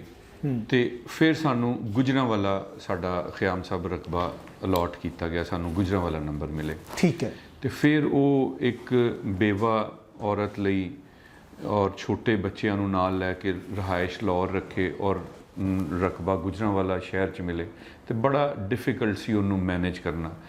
ਫਾਈਨਲੀ ਦਾਦੀ ਅੰਮਾ ਨੇ ਇਹ ਡਿਸਾਈਡ ਕੀਤਾ ਔਰ ਰਿਕੁਐਸਟ ਕੀਤੀ ਉਦੋਂ ਦੇ ਜਿਹੜੇ ਸਰਕਾਰੀ ਮਾਮਲਾਤ ਸਨ ਜਿਨ੍ਹਾਂ ਦੇ ਕੋਲ, ਤੇ ਗਵਰਨਮੈਂਟ ਨੇ ਇਹ ਅਨਾਇਤ ਫਰਮਾਈ ਕਿ ਰਿਹਾਇਸ਼ ਉਹਨਾਂ ਨੇ ਸਾਨੂੰ ਲਾਹੌਰ ਤੋਂ ਮੁੰਤਕਿਲ ਕਰ ਦਿੱਤੀ ਇੱਥੇ ਗੁਜਰਾਂਵਾਲਾ। ਠੀਕ ਹੈ। ਇੱਥੇ ਸਾਡਾ ਜੀ ਪਿੰਡ ਸੀ ਜਿਹੜਾ ਉਹ ਨਵਾਂ ਪਿੰਡ ਦੇ ਨਾਮ ਤੋਂ ਸੀ, ਆਬਾਦ ਸੀ। ਠੀਕ ਹੈ। ਔਰ ਇਹ ਹਿੰਦੂਆਂ ਦਾ ਬਹੁਤ ਬੜਾ ਇੱਥੇ ਮਾਮਲਾ ਸੀ ਸਾਰਾ, ਉਹਨਾਂ ਦੀ ਇਹ ਸਾਰੀ ਜ਼ਿਮੀਂਦਾਰੇ ਦਾ ਸਾਰਾ ਸੈਟਅਪ। ਉਹ ਸਰ ਉਸ ਤੋਂ ਬਾਅਦ ਨਾ ਫਿਰ ਜਦੋਂ ਉਹ ਮਾਮਲਾਤ ਹੋ ਗਏ ਸਾਰੇ, ਤੇ ਫਿਰ ਦਾਦੀ ਅੰਮਾ ਬੱਚਿਆਂ ਨੂੰ ਆਪਣੇ ਦੋ ਹੀ ਬੱਚੇ ਬਚੇ, ਇੱਕ ਮੇਰੀ ਫੁੱਫੋ ਬੱਚੇ ਔਰ ਇੱਕ ਮੇਰੇ ਵਾਲੇ ਸਾਹਿਬ, ਉਹਨਾਂ ਨੂੰ ਫਿਰ ਲੈ ਕੇ ਗੁਜਰਾਂਵਾਲਾ ਸ਼ਿਫਟ ਹੋ ਗਏ। ਠੀਕ ਹੈ। ਇੱਥੇ ਫਿਰ ਜਿਹੜੇ ਉਹ ਪੁਰਾਣੇ ਜਿਹੜੇ ਉਹਨਾਂ ਦੇ ਹਿੰਦੂਆਂ ਦੇ ਘਰ ਸਨ ਨਾ ਜੀ, ਉਹ ਖਿਆਮ ਬਾਈ, ਉਹ ਸਾਨੂੰ ਇੱਕ ਹਵੇਲੀ ਨੁਮਾ ਘਰ ਸਨ, ਸਾਡੀਆਂ ਜਿਹੜੀਆਂ 2-3 ਫੈਮਲੀਆਂ ਸਨ ਨਾ, ਉਹ ਇਕੱਠੇ ਬਸੀ 'ਚ ਜਿਹੜੇ ਰਹਿੰਦੇ ਸਨ, ਉਹ ਵੀ ਇੱਥੇ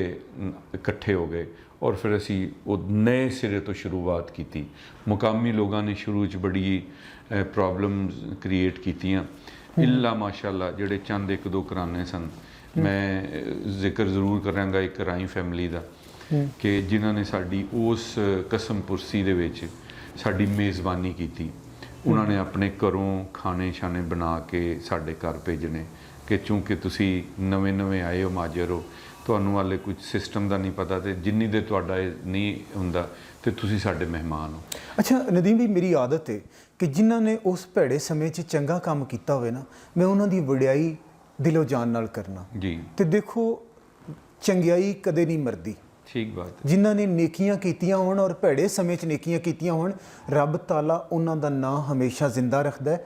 ਔਰ ਮੈਂ ਕਹਿੰਦਾ ਹੁੰਦਾ ਕਿ ਅੱਲਾ ਨੇ ਮੇਰੀ ਡਿਊਟੀ ਲਾਤੀ ਕਿ ਉਹਨਾਂ ਲੋਕਾਂ ਦਾ ਨਾਂ ਜਾਓ ਇੱਕ ਵਾਰੀ ਫਿਰ ਜ਼ਿੰਦਾ ਕਰੋ ਜਿਨ੍ਹਾਂ ਨੇ ਨੇਕੀਆਂ ਕਮਾਈਆਂ ਨੇ। ਮੇਰੇ ਨਾਂ ਦੀ ਲਾਜ ਰੱਖੀਏ, ਮੇਰੇ ਨਾਂ ਤੇ ਉਹਨਾਂ ਨੇ ਲੋਕਾਂ ਨਾਲ ਭਲਾ ਕੀਤਾ ਹੈ। ਉਹਨਾਂ ਦਾ ਸੋਹਣਾ ਜਿਹਾ ਨਾਂ ਦੱਸੋ ਉਸ ਖਾਨਦਾਨ ਦਾ। ਉਹ ਜੀ ਫੈਮਿਲੀ ਮੁਨਸ਼ੀ ਹਯਾਤ ਰਾਈ ਫੈਮਿਲੀ ਤੋਂ ਜੀ ਤਾਲੁਕ ਹੈ ਉਹਨਾਂ ਦਾ। ਉਹ ਮੁਨਸ਼ੀ ਹਯਾਤ ਸਾਹਿਬ ਸਨ ਤੇ ਅਸੀਂ ਉਹਨਾਂ ਲਈ ਦੁਆ ਗੋ ਹਾਂ ਕਿ ਉਹਨਾਂ ਨੇ ਸਾਡੀ ਮੇਜ਼ਬਾਨੀ ਕੀਤੀ। ਵਾਹ। ਬਾਕੀ ਸਭ ਲੋਕਾਂ ਨੇ ਬੜੀ ਪਰੇਸ਼ਾਨੀ ਕ੍ਰੀਏਟ ਕੀਤੀ, ਲੇਕਿਨ ਉਸ ਘਰਾਣੇ ਨੇ ਸਾਡੀ ਮੇਜ਼ਬਾਨੀ ਕੀਤੀ। ਔਰ ਮੇਰਾ ਅੱਜ ਵੀ ਉਹਨਾਂ ਦੀ ਅਗਲੀ ਜਨਰੇਸ਼ਨ, ਜ਼ਾਰੀ ਗੱਲ ਹੈ, ਉਹ ਵੀ ਇੱਥੇ ਹੀ ਪਲੇ ਬੜੇ, ਅਸੀਂ ਵੀ ਇਹਨਾਂ 'ਚ ਹੀ ਆ ਕੇ ਰਹੇ, ਇੱਥੇ ਹੀ ਸਾਡੀ ਜੰਮ ਪਾਲ, ਇਹੀ ਸਾਡੀ ਧਰਤੀ ਹੈ। ਤੇ ਅੱਜ ਵੀ ਉਹਨਾਂ ਦੇ ਨਾਲ ਉਸੇ ਤਰ੍ਹਾਂ ਦਾ ਸਾਡਾ ਪਿਆਰ ਹੈ। ਕੀ ਬਾਤ ਹੈ। ਔਰ ਉਹਨਾਂ ਦੀ ਮੈਂ ਹਮੇਸ਼ਾ ਰਿਅਲਾਈਜ਼ ਕਰਵਾਉਣਾ ਕਿ ਅਸੀਂ ਤੁਹਾਡੇ ਇਸ ਚੀਜ਼ ਦੇ ਦੇਣਦਾਰ ਹਾਂ, ਔਰ ਉਹ ਵੀ ਸਾਡੇ ਇਸ ਚੀਜ਼ ਦੇ ਬੜੇ ਹੀ ਮੁਤਰਫ ਨੇ ਔਰ ਬੜੇ ਖੁਸ਼ੀ ਦਾ ਇਜ਼ਹਾਰ ਕਰਦੇ ਨੇ। ਅੱਜ ਵੀ ਸਾਡਾ ਉਹਨਾਂ ਦੇ ਨਾਲ ਬੜਾ ਪਿਆਰ ਔਰ ਬੜਾ ਅੱਛਾ ਤਾਲੁਕ ਹੈ, ਪਿਆਰ ਬਣਿਆ। ਔਰ ਮੈਂ ਕਹਿੰਦਾ ਹੁੰਦਾ ਨਸਲੀ ਬੰਦਾ, ਖਾਨਦਾਨੀ ਬੰਦਾ ਲਾਜਪਾਲ ਹੁੰਦਾ ਹੈ, ਤੇ ਤੁਸੀਂ ਪੂਰੀ ਤਰ੍ਹਾਂ ਅੱਜ ਵੀ ਲਾਜਪਾਲ ਹੋ ਕਿ ਤੁਹਾਡੇ ਵੱਡਿਆਂ ਨਾਲ ਉਹਨਾਂ ਨੇ ਜੋ ਭਲਾ ਕੀਤਾ ਸੀ, ਜੋ ਚੰਗਿਆਈ ਕੀਤੀ ਸੀ, ਤੁਹਾਡੇ ਖੂਨ ਦੇ ਵਿੱਚ ਸ਼ੁਕਰਾਨਾ ਬਣ ਕੇ ਦੌੜ ਰਹੀ ਹੈ ਅੱਜ ਵੀ। ਬਿਲਕੁਲ ਜੀ, ਬਿਲਕੁਲ, ਅਲਹਮਦੁਲਿਲਾ। ਕੀ ਬਾਤ ਹੈ ਜੀ। ਅੱਛਾ, ਮੈਂ ਇੱਕ ਤੁਹਾਨੂੰ ਇੰਟਰਸਟਿੰਗ ਸਟੋਰੀ ਵਿੱਚ ਐਡ ਕਰ ਦੇਵਾਂ। 12-13 ਸਾਲ ਦੀ ਉਮਰ 'ਚ ਜਦੋਂ ਮੇਰੇ ਅੱਬਾ ਜੀ ਇੱਥੇ ਆਏ ਨਾ ਜੀ ਗੁਜਰਾਂਵਾਲਾ, ਫਿਰ ਆ ਕੇ ਨਵੇਂ ਪਿੰਡ ਆਬਾਦ ਹੋ ਗਏ, ਘਰ ਮਿਲ ਗਏ, ਵੇਲੀ ਨੂੰਮਾ ਘਰ ਮਿਲਿਆ। ਹੁਣ ਸੋਰਸਿਸ ਤੇ ਕੁਝ ਵੀ ਨਹੀਂ ਸਨ, ਕੋਈ ਇੰਡਸਟਰੀ ਤੇ ਹੈ ਨਹੀਂ ਸੀ, ਕੋਈ ਚੱਲਦਾ ਕਾਰੋਬਾਰ ਤੇ ਦਿੱਤਾ ਨਹੀਂ ਸੀ, ਬੰਜਰ ਜ਼ਮੀਨ ਸੀ, ਬੇਆਬਾਦ ਕੁਛ ਰਕਬੇ ਮਿਲੇ। ਉਹਨਾਂ ਦੀ ਆਬਾਦਕਾਰੀ 'ਚ ਟਾਈਮ ਲੱਗਣਾ ਸੀ, ਤੁਹਾਨੂੰ ਇੱਕ ਹਿਊਮਨ ਰਿਸੋਰਸ ਰਿਕੁਆਇਰਡ ਸੀ। ਔਰ ਮੇਰੇ ਉਸ ਕੁਨਬੇ ਦੇ ਇੱਕ ਮੇਰੀ ਦਾਦੀ ਅੰਮਾ ਔਰ ਇੱਕ ਮੇਰੇ ਵਾਲਿਦ ਸਾਹਿਬ, ਇੱਕ ਮੇਰੀ ਫੁੱਫੋ, ਇਹ 3 ਫੈਮਿਲੀ ਮੈਂਬਰ ਦਾ ਸਾਡਾ ਯੂਨਿਟ ਸੀ ਬਸ। ਤੇ ਇਹ ਤੁਸੀਂ ਸਮਝਦੇ ਹੋ ਸਕਦੇ ਹੋ ਅੱਛੀ ਤਰ੍ਹਾਂ ਕਿ ਕਿਸ ਤਰ੍ਹਾਂ ਇੱਕ ਬੇਵਾ ਖਾਤੂਨ ਵਾਈ ਬੀਜੀ ਕਰ ਸਕਦੀ ਸੀ। ਤੇ ਪ੍ਰੋਬਲਮ ਤੇ ਆਈ ਇਨੀਸ਼ੀਅਲ ਸਾਲਾਂ ਦੇ ਵਿੱਚ ਉਹਨਾਂ ਨੂੰ। ਇੱਕ ਸਟੋਰੀ ਮੈਂ ਤੁਹਾਨੂੰ ਦੱਸਣਾ ਕਿ ਜਿਹਦਾ ਅੱਜ ਤੱਕ ਅਸੀਂ ਵੀ ਉਪਾਅ ਕਰ ਰਹੇ ਹਾਂ, ਔਰ ਉਮੀਦ ਹੈ ਕਿ ਜਿੰਨਾ ਚਿਰ ਅੱਲਾ ਵਸਾਇਲ ਰੱਖੇਗਾ ਤੇ ਉਸ ਚੀਜ਼ ਨੂੰ ਕੰਟੀਨਿਊਟੀ ਉਹਦੀ ਰੱਖਾਂਗਾ ਮੈਂ ਇਨਸ਼ਾਅੱਲਾ। ਮੇਰੀ ਦਾਦੀ ਅੰਮਾ ਨੇ ਜਦੋਂ ਆਏ ਤੇ ਮੇਰੇ ਅੱਬਾ ਜੀ ਔਰ ਮੇਰੀ ਫੁੱਫੋ ਜਾਨ ਨੂੰ ਕਿਹਾ ਕਿ ਪੰਜਾਬੀ 'ਚ ਕਹਿੰਦੇ ਨੇ ਜੀ ਜਾਓ ਪੁੱਤਰ ਸਾਗ ਖੋ ਲਿਆਓ ਤੇ ਪਕਾ ਲਈਏ, ਸਾਗ ਹੀ ਪਕਾ ਲਵਾਂਗੇ। ਤੇ ਮੇਰੇ ਅੱਬਾ ਜੀ ਤੇ ਮੇਰੀ ਫੁੱਫੋ 12-13 ਸਾਲ ਦੀ ਉਮਰ ਹੈ, ਅੱਗੜ ਪਿਛੜ ਹਾਣੀ ਸਨ। ਇਹ ਸਵੇਰ ਦੇ ਗਏ ਦਾਦੀ ਅੰਮਾ ਦੇ ਕਹਿਣ ਤੇ ਸ਼ਾਮ ਨੂੰ ਖਾਲੀ ਹੱਥ ਵਾਪਸ ਆ ਗਏ। ਅੱਛਾ ਜੀ। ਦਾਦੀ ਅੰਮਾ ਨੇ ਡਾਂਟਿਆ ਕਿ ਵੀ ਮੈਂ ਕਾਕਾ ਕਹਿੰਦੇ ਹੁੰਦੇ ਸਨ ਮੇਰੇ ਅੱਬਾ ਜੀ ਨੂੰ ਨਾ ਕਿ ਕਾਕਾ ਅਜ਼ੀਜ਼ ਖਾਨ ਤੈਨੂੰ ਮੈਂ ਸਾਗ ਖੋਣ ਭੇਜਿਆ, ਤੂੰ ਸਾਗ ਨਹੀਂ ਖੋ ਕੇ ਲਿਆਂਦਾ। ਆਏ ਹਾਏ। ਤੇ ਮੇਰੇ ਅੱਬਾ ਜੀ ਨੇ ਇਹ ਸਮਝਿਆ ਸੀ ਕਿ ਕੋਈ ਰਾਹ ਚੋਂ ਨੰਗੇਗਾ ਸਾਗ ਲੈ ਕੇ ਤੇ ਉਹਦੇ ਕੋਲੋਂ ਖੋਣਾ। ਓਏ ਹੋਏ ਹੋਏ ਹੋਏ। ਕਿ ਤੁਸੀਂ ਉਹਨਾਂ ਦੀ ਇਨੋਸੈਂਸੀ ਦਾ ਅੰਦਾਜ਼ਾ ਲਾਓ ਨਾ, ਮਾਸੂਮੀਅਤ ਹੈ ਕਿ ਉਹਨਾਂ ਨੇ ਕਿਹਾ ਅੰਮਾ ਜੀ, ਬੀਬੀ ਜੀ, ਕੋਈ ਨੰਗਿਆ ਹੀ ਨਹੀਂ ਰਾਹ 'ਚ ਸਾਗ ਲੈ ਕੇ ਤੇ ਖੋਂਦੇ ਕਿਤੇ ਕੋ। ਉਹਨਾਂ ਕਿਹਾ ਅੱਲਾ ਦੇ ਆ ਬੰਦਿਆ ਕਾਕਾ, ਮੈਂ ਤੈਨੂੰ ਉਹ ਨਹੀਂ ਖੋਣ ਲਈ ਕਿਹਾ, ਮੈਂ ਤੈਨੂੰ ਕਿਹਾ ਜਾ ਜਿਹੜਾ ਪੈਲੀਆਂ 'ਚ ਲੱਗਾ ਸਾਗ ਉਹ ਪੱਟ ਲਿਆ ਤੇ ਪਕਾ ਲਵਾਂਗੇ, ਕੋਈ 4 ਦਿਨ ਲੰਘ ਜਾਣਗੇ। ਅਬਦੁਲ ਅਜ਼ੀਜ਼ ਬੜਾ ਭੋਲੇ ਮਾਨਸ ਸੀ, ਬੜੇ ਮਾਸੂਮ ਸਨ। ਔਰ ਮੈਨੂੰ ਤੁਸੀਂ ਜਿਹੜੀਆਂ ਰਾਤ ਦੀਆਂ ਸਾਡੀਆਂ ਗੱਲਾਂ ਹੋਣ ਲੱਗੀਆਂ ਨੇ, ਰਾਤ ਦਾ ਮੇਰਾ ਤੁਹਾਡੇ ਕੋਲ ਪੜਾਓ ਹੈ, ਤੁਹਾਡੀ ਜ਼ਿੰਦਗੀ ਸਭ ਤੋਂ ਜ਼ਿਆਦਾ ਆਈਡੀਅਲ, ਸਭ ਤੋਂ ਪਹਿਲੇ ਤੁਹਾਡੇ ਆਪਣੇ ਬਾਪੂ ਅਬਦੁਲ ਅਜ਼ੀਜ਼ ਖਾਨ ਸਾਹਿਬ ਨੇ, ਔਰ ਉਸ ਤੋਂ ਬਾਅਦ ਤੁਹਾਡੀ ਦਾਦੀ ਅੰਮਾ ਨੇ। ਜੀ ਬਿਲਕੁਲ ਜੀ, ਬਿਲਕੁਲ ਬਿਲਕੁਲ। ਅੱਛਾ ਜੀ। ਫਿਰ ਤੇ ਖਿਆਮ ਬਈ ਉਹ ਜਦੋਂ ਨੈਕਸਟ ਡੇ ਮੇਰੀ ਫੁੱਫੋ ਔਰ ਮੇਰੇ ਅੱਬਾ ਜੀ ਜਿਹੜੀ ਨਾਲ ਲੱਗੀ ਕੋਈ ਕਿਸੇ ਦੀ ਪੈਲੀ ਸੀ ਨਾ, ਉਹਦੇ 'ਚੋਂ ਸਾਗ ਤੋੜਨ ਲਈ ਗਏ ਤੇ ਉਹਨਾਂ ਨੇ ਬਾਹਰ ਕੱਢ ਦਿੱਤਾ। ਸੰਗ ਦਿਲੀ ਦੀ ਇੰਤਹਾ ਹੈ ਕਿ ਉਹਨਾਂ ਨੇ ਮਾਜਰ ਸਮਝ ਕੇ ਨਾ, ਉਹ ਮੁਕਾਮੀ ਲੋਕ ਸਨ, ਮੈਂ ਤੁਹਾਨੂੰ ਦੱਸਿਆ ਨਾ ਕਿ ਇੱਕ ਘਰਾਣੇ ਤੋਂ ਇਲਾਵਾ ਬਾਕੀ ਸਭ ਨੇ ਪਰੇਸ਼ਾਨੀਆਂ ਦਿੱਤੀਆਂ ਤੇ ਉਹਨਾਂ 'ਚ ਉਹ ਸ਼ਾਮਲ ਸਨ। ਉਹਨਾਂ ਨੇ ਉਹਨਾਂ ਨੂੰ ਬਾਂਹ ਫੜ ਕੇ ਬਾਹਰ ਕੱਢ ਦਿੱਤਾ। ਇਹ ਦੋਵੇਂ ਹੀ ਰੋਂਦੇ ਕਰਲਾਉਂਦੇ ਘਰ ਆ ਗਏ ਕਿ ਅੰਮਾ ਬੀਬੀ ਉਹ ਤੇ ਸਾਗ ਵੀ ਨਹੀਂ ਖੋਣ ਦਿੱਤਾ ਉਹਨਾਂ ਨੇ। ਓਏ ਹੋਏ ਹੋਏ। ਜਦੋਂ ਫਿਰ ਅੱਲਾਹ ਤਾਲਾ ਨੇ ਹਾਲਾਤ ਆਪਣੇ ਫਜ਼ਲ ਨਾਲ ਬਦਲੇ, ਸਾਡਾ ਜ਼ਿਮੀਂਦਾਰਾ ਚੱਲ ਗਿਆ ਤੇ ਮੇਰੇ ਵਾਲਿਦ ਸਾਹਿਬ ਨੇ ਆਪਣਾ ਰਕਬੇ 'ਚੋਂ ਖਿਆਮ ਬਈ 5 ਤੋਂ 6 ਏਕੜ 'ਚ ਜਦੋਂ ਪੱਠੇ ਲਾਣੇ ਤੇ ਉਹਨਾਂ 'ਚ ਸਰੋਂ ਬੀਜ ਦੇਣੀ। ਵਾਹ ਵਾਹ ਵਾਹ। ਤੇ ਮੈਂ ਆਪਣੀ ਅੱਜ ਤੱਕ ਦੇਖਿਆ ਹੈ, ਅੱਜ ਦੇ ਦਿਨ ਤੱਕ ਵੀ, ਕਿ ਅੱਜ ਵੀ ਮੈਂ ਤੁਹਾਨੂੰ ਵਿਜ਼ਿਟ ਕਰਾਵਾਂਗਾ ਤੇ ਸਾਡੀ ਉਸ ਛੋਟੇ ਜਿਹੇ ਜ਼ਿਮੀਂਦਾਰੇ 'ਚ ਤੁਹਾਨੂੰ 5 ਤੋਂ 6 ਏਕੜ ਸਰੋਂ ਲੱਗੀ ਨਜ਼ਰ ਆਏਗੀ। ਵਾਹ ਜੀ ਵਾਹ। ਮੇਰੇ ਅੱਬਾ ਜੀ ਜਦੋਂ ਇਸ ਕਾਬਲ ਹੋਏ ਤੇ ਉਹਨਾਂ 'ਚ ਉਹ ਮਹਿਰੂਮੀ ਸੀ, ਉਹ ਚੀਜ਼ ਉਹਨਾਂ ਨੇ ਨਹੀਂ ਭੁੱਲੀ ਕਿ ਸਾਨੂੰ ਸਾਗ ਵੀ ਨਹੀਂ ਤੋੜਨ ਦਿੱਤਾ। ਅੱਛਾ, ਬਦਲਾ ਲੈਣ ਦੇ 2 ਤਰੀਕੇ ਜੀ। ਇੱਕ ਇਹ ਹੈ ਕਿ ਲੋਕਾਂ ਕੋਲੋਂ ਬਦਲਾ ਲਓ, ਜਿਹੜੀ ਜ਼ਿਆਦਤੀ ਤੁਹਾਡੇ ਨਾਲ ਹੋਈ ਹੈ, ਜੋ ਜ਼ੁਲਮ ਹੋਇਆ ਹੈ, ਉੱਦਾਂ ਦਾ ਜ਼ੁਲਮ ਲੋਕਾਂ ਤੇ ਕਰੋ। ਤੇ ਇੱਕ ਬਦਲਾ ਲੈਣ ਦਾ ਉਹ ਤਰੀਕਾ ਹੈ ਜਿਹੜਾ ਅਬਦੁਲ ਅਜ਼ੀਜ਼ ਖਾਨ ਨੇ ਅਪਣਾਇਆ ਕਿ ਉਹਨੇ ਆਖਿਆ ਨਹੀਂ, ਮੈਂ ਲੋਕਾਂ ਵਾਸਤੇ ਉਹ ਚੀਜ਼ ਖੋਲ ਦਿਆਂਗਾ ਜਿੰਦੇ ਤੋਂ ਮੈਨੂੰ ਡੱਕਿਆ ਗਿਆ। देखो जी, अल्लाह ताला ने कुरान पाक में फरमाया कि बुराई को अच्छाई से दूर करो। वाह। और मेरे अब्बा जी की तालीमात जड़ियाँ सन, यतीम सन, लेकिन अल्लाह ताला ने उन्होंने ऐसा शुरू तो मुआहिद और तौहीद नाल रूशनास कराया, एक रब की इबादत, कि सिर्फ एक रब की, और उन्होंने साडी गुट्टी च शामिल कर दित्तियां चीज़ां। सानू उन्होंने बचपन तो समझा दिता कि सिर्फ एक अल्लाह की इबादत करनी है, ਉਹਦੇ ਕੋਲ ही मुश्किल कुशा है, ਉਹਦੇ ਕੋਲ ही मंगना है, वही हाजत रवा है, और तमाम शिरको बिदात तो साडी जिंदगी नूं पाक कर दिता। इय्याका नअबुदु व इय्याका नस्तईन नूं उन्होंने अपने अंदर उतार लिया और मुंतकिल किया अपनी औलाद अगे। और मैं समझना जी असी कोई टुटी फुटी कोशिश करने, अल्लाह कबूल फरमाए, इसका क्रेडिट मेरे वाले साहब नूं, मेरे दादा जी नूं, मेरी दादी अम्मा नूं, मेरी वालदा नूं जांदा है, जिन्हां नूं असी अपनी जिंदगी च कदी नमाज कज़ा हुंदे नहीं देखिया। क्या बात है। छड्डनी ते दूर दी गल, कज़ा हुंदे भी नहीं देखिया। क्या बात है। और साडे घर सुबह के टाइम एक अब्बा जी की गरजदार आवाज़ नाल उठदे हुंदे सन सारे कि उठ जाओ बई, टाइम थोड़ा रह गया, उठ जाओ बई, और सारे असी भैन भाई जंप मार के उठना। और ऐसी चीज़ है कि असी कोशिश करने पे कि अपनी औलाद नूं भी मुंतकिल करिए। तो मेरे वाले साहब ने वो गल मैं कंप्लीट करा कि वो साग बीजते सन, तो पूरे पिंड दे मर्दो खवातीन आम इजाजत है साढ़े रकबे च, अज तक किसी ने नहीं मना किया, तुसी जाके क्रॉस चैक कर सकते हो कि लोग यदि ताईद करनगे कि साढ़े रकबे च किसी नूं बालन चाहिए, बच्ची की शादी है, किसी नूं कोई पैसे चाहिए ने, किसी नूं कोई चारा चाहिए जानवरों लिए, तो फ्री अब्बा जी लो सी। वो कहते सन कि बेटा मैं नहीं चाहता कि जिस तरह अब्दुल अजीज़ तो वो भैन नूं कढ़ दिता सी ना साग इत्थों, तो कोई होर उस तरह का भैन भाई होवे, उहदी महरूमी डिवेलप होवे। तो मैं जदों होश संभाली तो मैं, क्योंकि इस चीज़ का मैनू बड़ी देर बाद इदराक होया कि मैं कॉलेज पढ़ना सा, तो मैं अपने अब्बा जी नूं कहा कि अब्बू जी तुसीं इन्ने पट्ठे बीज देंदे हो और उहदे च शटाला ला देंदे हो, इहदा सरों ला देंदे हो शटाले च, तो सारा साढ़े वो पट्ठे खराब कर देंदियां ने बीबियां पिंड दियां, दिन रात वड़ियां रहिंदियां ने, पट्ठे खराब हुंदे ने तो फसल भी खराब हुंदी है, ये सानू इन्ना साग तो चाहिए ही नहीं। तो फिर उन्होंने मैनू ये दसी ये अनटोल्ड स्टोरी कि पुत्तर ये पिछे यह गल है। तो मैनू अज भी वो बचपन नज़र आता है अपना, तो मैं इसलिए लाना। तो उन्होंने अज पूरे 10 फरवरी है ना जी, तो 2018 10 जनवरी उन्होंने वफात हुई, अज पूरे 3 साल 1 महीना हो गए।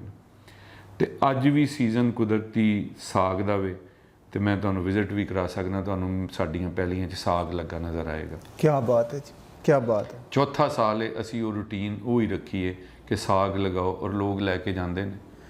और मेरा रब बड़ा असूलों वाला रब जे, वो सच्चा सुच्चा रब, वो कहता है कि अगर वाही किसी किसान ने लाई है और कोई पक्खू आके उनदे चो एक दाना भी चुग लेगा, तो मेरा रब उनका बदला भी देगा।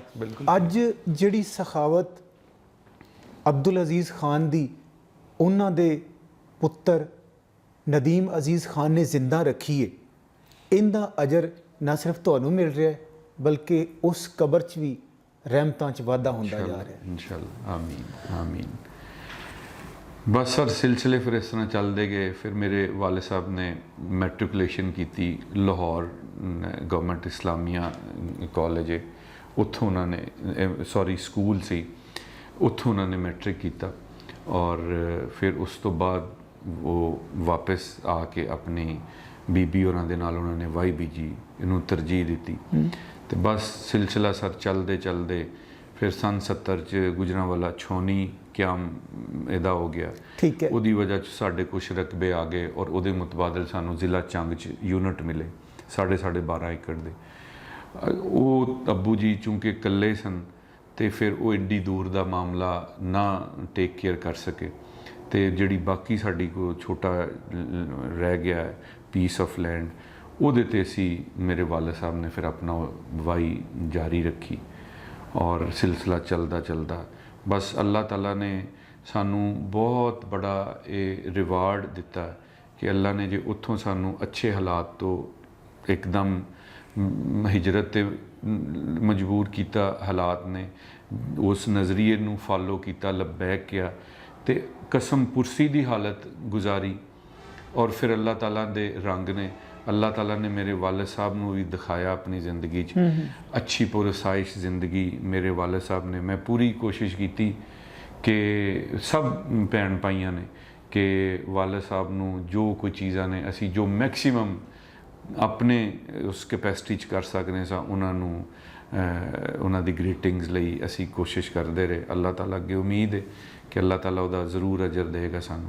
वो साडे तो बड़े अपनी औलाद तो खुश गए और बड़े इत्मीनान दी मैं ख्याम भाई दसना कि जदों उन्हां दा आखिरी कदी बीमार नहीं सन इन्ने होए, लेकिन एक सबब बनया उन्हां दी वफात दा, तो नमूनिया उन्होंने हो गया, तो चंद दिन बस रहे उस हालत च, लेकिन बड़े इत्मीनान नाल और अपने जदों उन्होंने आखिरी अयाम सन, तो वो ख्याम भाई इस जगह च रहन के बावजूद फिजिकली इत्थे सन, लेकिन मैंटली वो अपनी उमर खां दी बसी च चले गए सन। ਉਹਨਾਂ ਨੂੰ ਆਪਣੀ ਉਹ ਬਸੀ ਆਪਣੇ ਮੇਰੇ ਦਾਦਾ ਅੱਬੂ ਉਹ ਬਜ਼ੁਰਗ ਉਹ ਸਾਰੇ ਉਹਨਾਂ ਨੂੰ ਨਜ਼ਰ ਆਉਣ ਲੱਗ ਪਏ ਔਰ ਉਹ ਵਾਪਸ ਆਪਣੀ ਬਸੀ ਵੱਲ ਚਲੇ ਗਏ ਔਰ ਬੜੇ ਇਤਮਾਨਾਨ ਦੇ ਨਾਲ ਅੱਲਾ ਦਾ ਜ਼ਿਕਰ ਕਰਦੇ ਕਲਮਾ ਪੜ੍ਹਦੇ ਮੇਰੇ ਹੱਥਾਂ 'ਚ ਹੱਥ ਸੀ ਉਹਨਾਂ ਦਾ ਤੇ ਅੱਲਾ ਤਾਲਾ ਦੇ ਕੋਲ ਚਲੇ ਗਏ। ਔਰ ਤੁਸੀਂ ਮੈਨੂੰ ਰਾਤੀ ਦੱਸ ਰਹੇ ਸੀ ਕਿ ਨਾਂ ਲੈ ਕੇ ਦੱਸਦੇ ਹੁੰਦੇ ਸੀ ਉਹ ਫਲਾਣਾ ਉਧਰ ਫਿਰਦਾ ਜੀ ਹੈ। ਬਿਲਕੁਲ ਬਿਲਕੁਲ ਕੀ ਬਿਲਕੁਲ। ਗੱਲਾਂ ਕਰਦੇ ਸੀ ਉਸ ਵੇਲੇ ਉਹ, ਜਿਸ ਵੇਲੇ ਬਜ਼ਾਹਿਰ ਹੋਸ਼ 'ਚ ਨਹੀਂ ਸੀ ਉਹ? ਆਪਣੇ ਅੱਬਾ ਜੀ ਔਰ ਆਪਣੀ ਬੀਬੀ ਲਈ, ਮੇਰੀ ਦਾਦੀ ਅੰਮਾ ਲਈ ਔਰ ਮੇਰੀ ਜਿਹੜੇ ਫੁੱਫੋ ਸਨ, ਬੜਾ ਉਹਨਾਂ ਦੇ ਨਾਲ ਪਿਆਰ ਸੀ ਉਹਨਾਂ ਦਾ, ਭੈਣ ਭਾਈਆਂ ਦਾ। ਉਹਨਾਂ ਨੂੰ ਉਹ ਨਜ਼ਰ ਆਉਂਦੇ ਸਨ ਤੇ ਕਹਿੰਦੇ ਸਨ ਕਿ ਨਦੀਮ ਇਹ ਤੇਰੇ ਮੈਂ ਬੀਬੀ ਆਈ ਏ, ਤੇਰੀ ਫੁੱਫੋ ਆਈ ਏ, ਇਹਨਾਂ ਲਈ ਰਹਿਣ ਦਾ ਇੰਤਜ਼ਾਮ ਕਰ, ਇਹਨਾਂ ਲਈ ਅੱਛੇ ਖਾਣੇ ਦਾ ihtimam ਕਰ, ਅੱਛੇ ਬਿਸਤਰ ਦੇਈਂ। ਔਰ ਮੈਂ ਕਹਿਣਾ ਅੱਬੂ ਜੀ ਕੋਈ ਨਹੀਂ, ਐਸੀ ਕੋਈ ਗੱਲ ਨਹੀਂ, ਤੁਹਾਨੂੰ ਕੋਈ ਵਹਿਮ ਹੈ। ਉਹਨਾਂ ਨੇ ਕਹਿਣਾ ਬੇਟਾ ਵਹਿਮ ਨਹੀਂ, ਬਸ ਹੁਣ ਮੇਰਾ ਬੇਟਾ ਵਕਤ ਆ ਗਿਆ ਔਰ ਮੇਰੇ ਚੀਜ਼ਾਂ ਜਿਹੜੀਆਂ ਨੇ ਨਾ ਮੈਨੂੰ ਬੇਟਾ ਬਸ ਅੱਲਾਹ ਤਾਲਾ ਦੇ ਮੈਂ ਤੁਹਾਨੂੰ ਸਪੁਰਦ ਕਰਨਾ। ਖਿਆਮ ਬਈ ਤੁਸੀਂ ਉਹਨਾਂ ਦੇ ਐਸੇ ਈਮਾਨ ਦੀ ਕੂਵਤ ਅੱਲਾਹ ਤਾਲਾ ਨੇ ਦਿੱਤੀ ਉਹਨਾਂ ਨੂੰ। ਸਾਡਾ ਗੁਮਾਨ ਹੈ ਕਿ ਇੰਨੇ ਉਹ ਇਤਮਾਨਾਨ ਨਾਲ ਕਰਦੇ ਸਨ ਕਿ ਮੇਰੇ ਨਾਲ ਉਹਨਾਂ ਨੇ ਜੋ ਗੱਲਾਂ ਕੀਤੀਆਂ ਨਾ, ਮੈਨੂੰ ਕਹਿੰਦੇ ਨੇ ਕਿ ਮੈਂ ਬੇਟਾ ਇੱਕ ਪਾਸੇ ਮੇਰੇ ਦਿਲ ਦੇ ਟੁਕੜੇ ਹੋ ਤੁਸੀਂ, ਦੂਸਰੇ ਪਾਸੇ ਮੇਰੀ ਬੀਬੀ ਹੋਰੀ ਵੀ ਨੇ। ਮੈਂ ਫੈਸਲਾ ਨਹੀਂ ਕਰ ਪਾ ਰਿਹਾ ਕਿ ਮੈਂ ਉਹ ਮੈਨੂੰ ਬੁਲਾ ਰਹੇ ਨੇ ਮੈਂ ਉਹਨਾਂ ਕੋਲ ਜਾਵਾਂ ਜਾਂ ਮੈਂ ਤੁਹਾਨੂੰ ਛੋੜਾਂ, ਲੇਕਿਨ ਮੈਂ ਆਪਣੇ ਅੱਲਾਹ ਤਾਲਾ ਤੇ ਫੈਸਲਾ ਦਿੱਤਾ ਜੋ ਮੇਰਾ ਅੱਲਾਹ ਕਰੇਗਾ ਮੈਂ ਆਮੀਨ। ਤੇ ਕੋਈ ਨਹੀਂ ਬੇਟਾ, ਇਹ ਨਮਾਜ਼ ਦੀ ਬੜੀ ਤਲਕੀਨ ਕਰਦੇ ਸੀ।